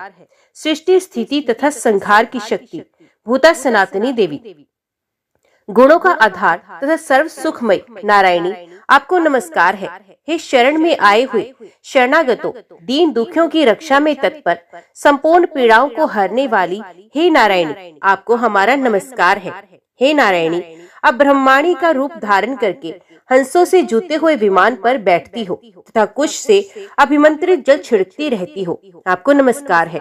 माहेश्वरी रूप में त्रिशूल, चंद्रमा और सर्पों को धारण करने वाली, हे महावृषभ वाहन वाली नारायणी, आपको नमस्कार है। मोरों तथा मुर्गों से घिरी रहने वाली, महाशक्ति को धारण करने वाली, हे कुमारी, रूप धारिणी निष्पाप नारायणी, आपको हम सब देवता नमस्कार करते हैं। हे शंख चक्र, गदा और शारंग धनुष धारण करने वाली वैष्णवी शक्ति रूपा नारायणी, आप हम पर प्रसन्न हो जाओ, आपको नमस्कार है।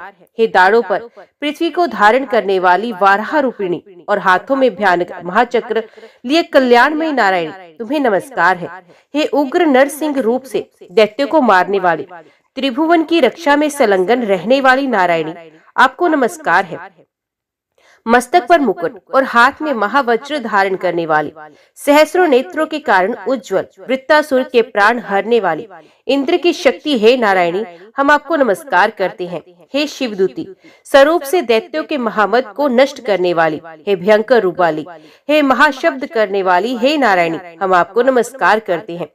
दाढ़ों के कारण विकराल मुख वाली, मुंडमाला से विभूषित मुंडमर्दिनी चामुंड रूपा नारायणी, आपको हम नमस्कार करते हैं।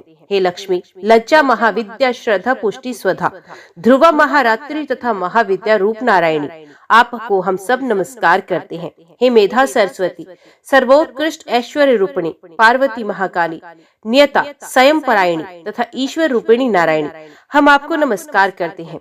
हे सर्व स्वरूप सर्वेश्वरी, सर्वशक्ति युक्त देवी, हमारी भय से रक्षा करो, आपको नमस्कार है। हे कात्यायनी, तीनों नेत्रों से विभूषित आपका सौम्य मुख सब तरह से डरों से हमारी रक्षा करे, आपको नमस्कार है। हे भद्रकाली, ज्वालाओं के समान भयंकर, अति उग्र एवं संपूर्ण असुरों को नष्ट करने वाला तुम्हारा त्रिशूल हमें भय से बचाए, आपको नमस्कार है। हे देवी, जो अपने शब्द से इस संसार को पूरित करके दैत्यों के तेज को नष्ट करता है, वे आपका घंटा इस प्रकार हमारी रक्षा करे जैसे माता अपनी संतान की रक्षा करती है, आपको नमस्कार है।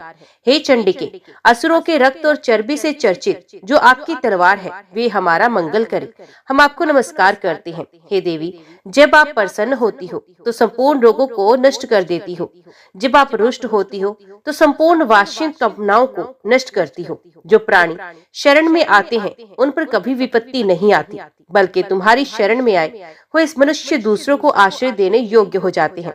अनेक रूपों से बहुत प्रकार के स्वरूपों को धारण करके इन धर्म द्रोही असुरों को आपने कई बार संहार किया, वे तुम्हारे सिवा और कौन कर सकता था।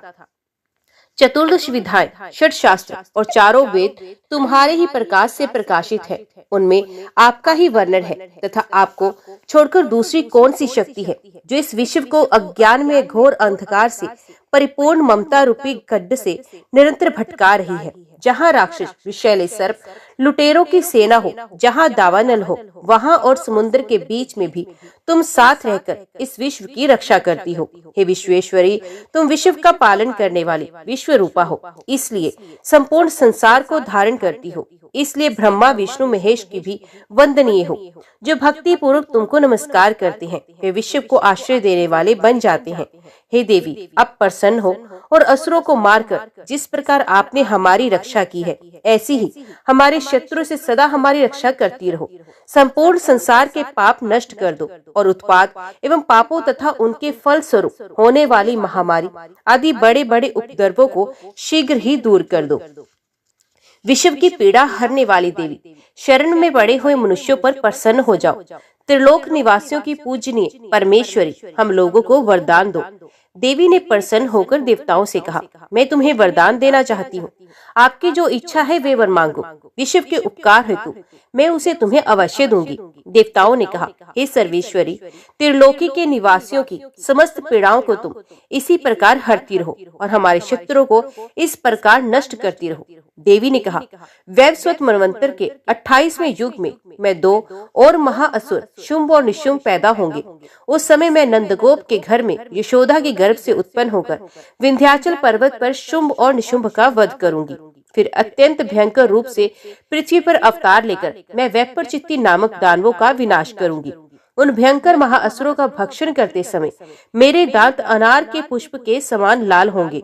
इसके बाद देवता स्वर्ग में और मनुष्य पृथ्वी पर मेरी स्तुति करते हुए मुझे रक्त दंतिका कहेंगे। इसके बाद जब 100 वर्षों तक वर्षा नहीं होगी और पानी का अभाव हो जाएगा, तो मैं ऋषियों की स्तुति करने पर अयोनिजा रूप में प्रकट होंगी। तब अपने 100 नेत्रों से ऋषियों की ओर देखूंगी। तब मनुष्य शताक्षी नाम से मेरा कीर्तन करेंगे। उसी समय मैं अपने शरीर से उत्पन्न हुए प्राणों की रक्षा करने वाले शाकों द्वारा सब प्राणियों का पालन करूंगी और जब तक वर्षा नहीं होगी तब तक वे शाक ही सबके प्राणों की रक्षा करेंगे। तब इस पृथ्वी पर शाकुंभरी नाम से विख्यात होंगी और इसी अवतार में मैं दुर्गम नामक महाअसुर का वध करूंगी। दुर्गम का वध करने के कारण मेरा नाम दुर्गा देवी प्रसिद्ध होगा। फिर मैं भयानक रूप धारण कर हिमालय निवासी ऋषियों महर्षियों की रक्षा करूंगी। उस समय मैं असुरों का भक्षण करूंगी। मुनिगण नम्रता के साथ मेरी प्रार्थना करेंगे। इस प्रकार भविष्य में मेरा नाम भीमा देवी प्रसिद्ध होगा।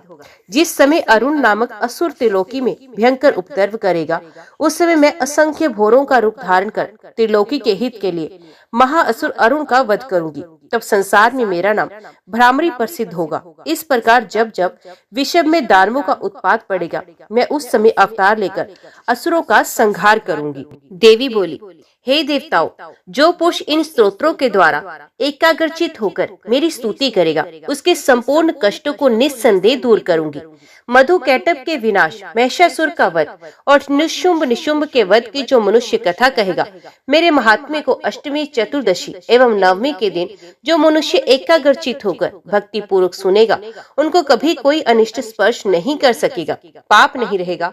पाप से उत्पन्न हुई विपत्ति उसको हानि नहीं पहुंचा सकेगी। उनके घर में कभी गरीबी नहीं आएगी और ना कभी उनको अपने प्रियजनों का विषय होगा। इतना ही नहीं, उन्हें शत्रुओं से, लुटेरों से, राजा से, शस्त्र से, अग्नि तथा जल से कभी भय नहीं रहेगा। इसलिए प्रत्येक मनुष्य को भक्ति पूर्वक मेरे इस कल्याण कारक महात्म्य को सदैव पढ़ना और सुनना चाहिए। ये परम कल्याण कारक है। मेरा ये महात्म्य महामारी से उत्पन्न हुए संपूर्ण उपद्रवों को एवं आध्यात्मिक आदि तीनों प्रकार के उत्पातों को शांत कर देगा।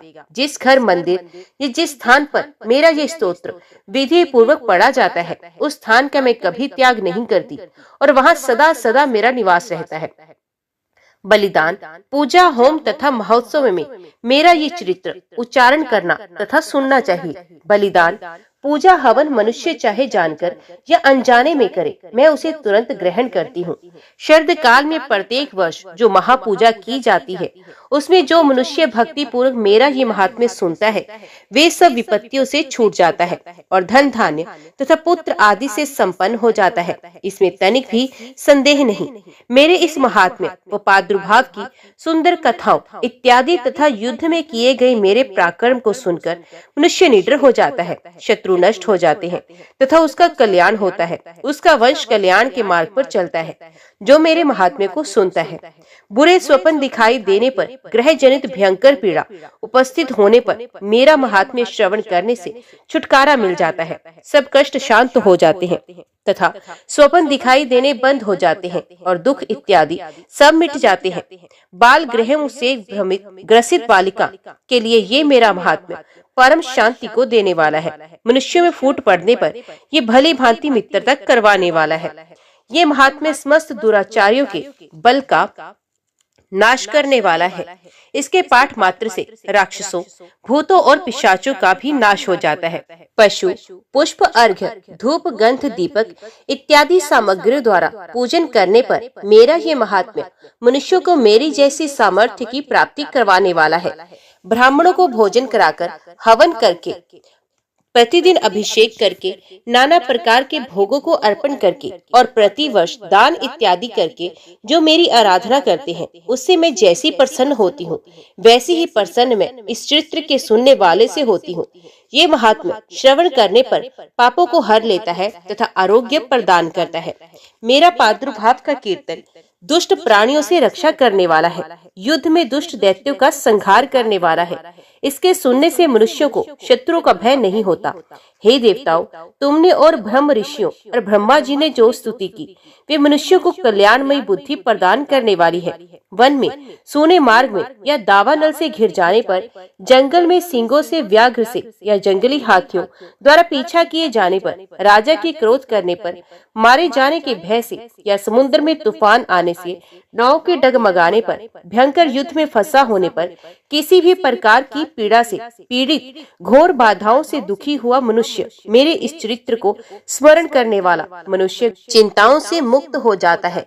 शेर आदि हिंसक पशु, डाकू तथा शत्रु मेरे चरित्र को स्मरण करने वाले मनुष्य से दूर भाग जाते हैं। महर्षि बोले, प्रचंड पराक्रम वाली भगवती चंडिका इस प्रकार कहने के पश्चात अंतर्ध्यान हो गई। संपूर्ण देवता पहले की तरह अपने अपने यज्ञ के भागों को प्राप्त करने लगे। अब मैं, हे राजन, दैत्यों का हाल सुनाता हूँ।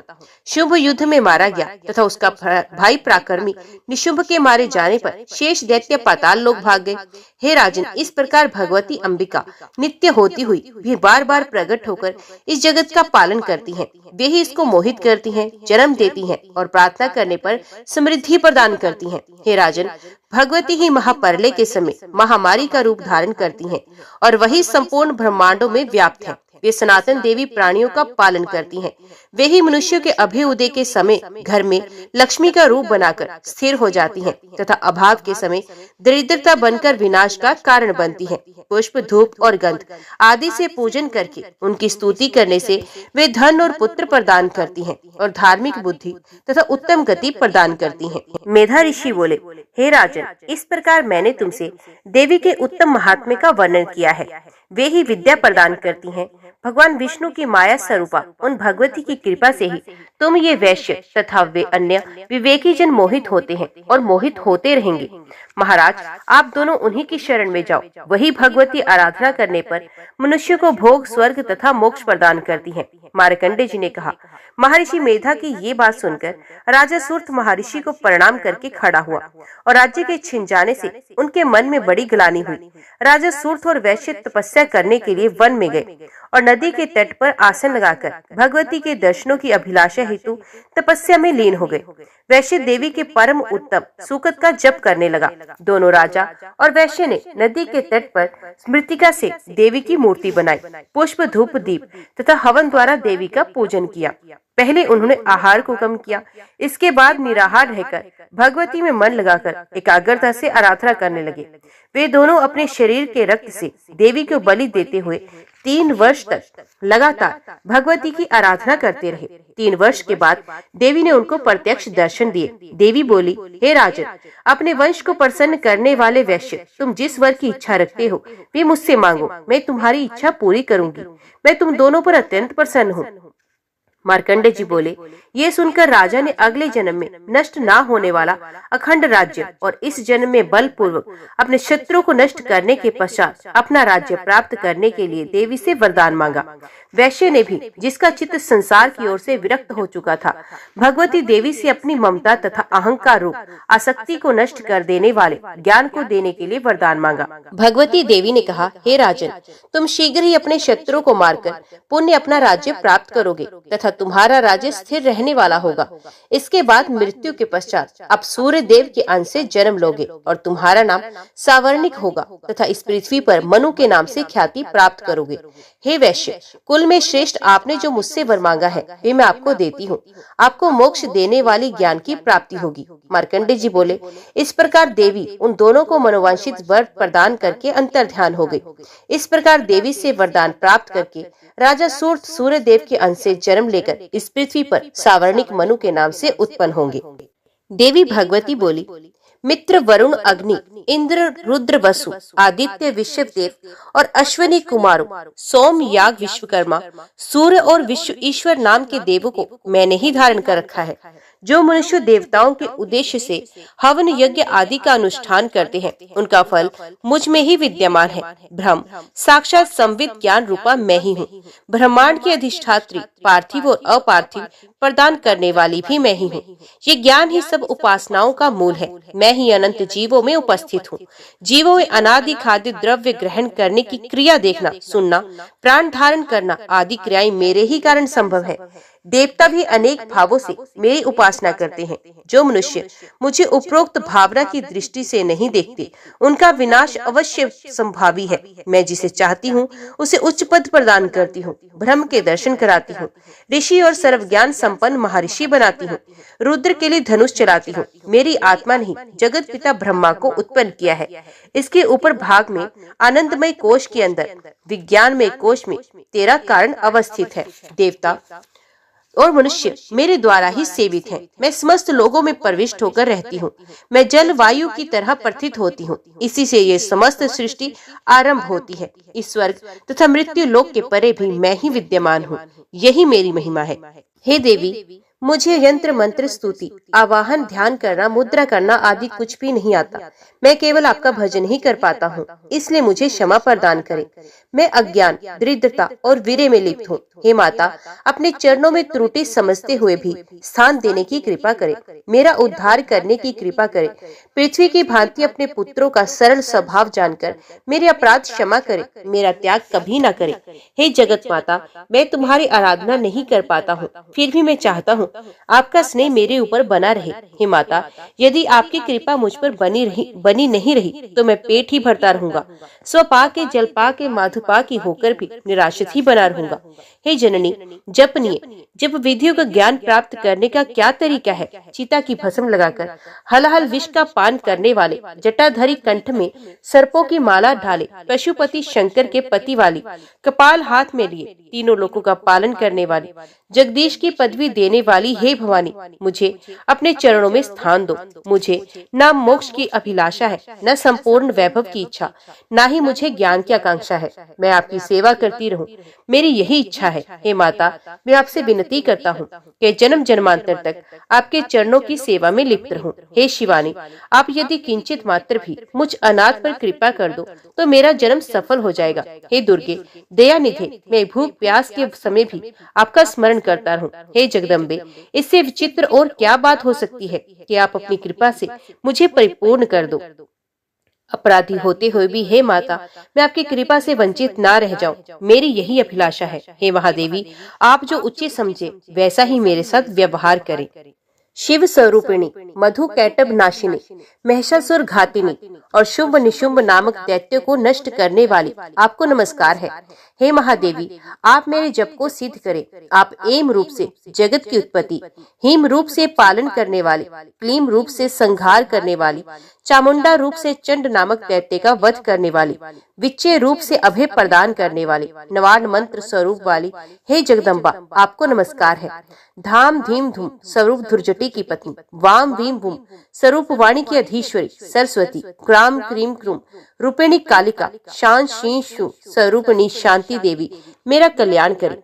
हुम हुम स्वरूप वाली हुंकार रूपिणी देवी, जंग जंग जं रूपिणी जम्बनाधिनी देवी तथा भ्राम भ्रीम भ्रूम स्वरूप वाली भैरवी भद्रा तथा भवानी नमस्कार है। अंग कंग चंग टं तं से कुरु कुरु स्वाहा तक पाठ करे। पा पी पू स्वरूपिणी पार्वती, पुनः खां खी खू रूपिणी खेचरी एवं मला मिली मलू मूल विस्तीर्ण रूपिणी कुंजिका देवी को नमस्कार है। सा सी सु स्वरूप वाली दुर्गा सप्तशती के समस्त मंत्रों की सिद्धि हे देवी मुझे प्राप्त हो। जो देवी सब प्राणियों में तृष्णा रूप से स्थित है उनको नमस्कार है। जो देवी सभी प्राणियों में निद्रा रूप में स्थित है उनको नमस्कार है। जो देवी सभी प्राणियों में शुद्धा रूप में स्थित है उनको नमस्कार है। जो देवी सब प्राणियों में शांति क्षमा रूप से स्थित है उनको नमस्कार है।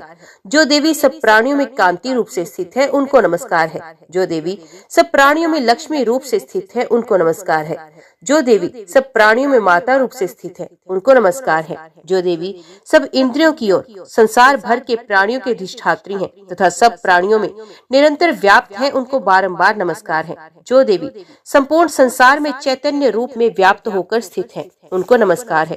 पूर्व समय में अपने अभीष्ट फल को पाने के लिए सभी देवताओं ने जिनकी स्तुति की थी, इंद्र ने बहुत दिनों तक जिनकी सेवा की थी, वे सभी मंगलों के कारण भूता ईश्वरी हमारा मंगल और कल्याण करे तथा सभी विपत्तियों का नाश करे। जय माता दी। आज की वीडियो में इतना ही। उम्मीद करती हूँ वीडियो आपको पसंद आई होगी। वीडियो पसंद आई हो तो वीडियो को लाइक और चैनल को सब्सक्राइब जरूर कीजिएगा। जय माता दी लिखकर कमेंट बॉक्स में अपनी हाजिरी और अपने सुझाव देना ना भूलेगा। तो मिलते हैं अगली कथा अगली वीडियो के साथ। तब तक के लिए देखते व सुनते रहिए। जय मां कंजर, जय माता दी।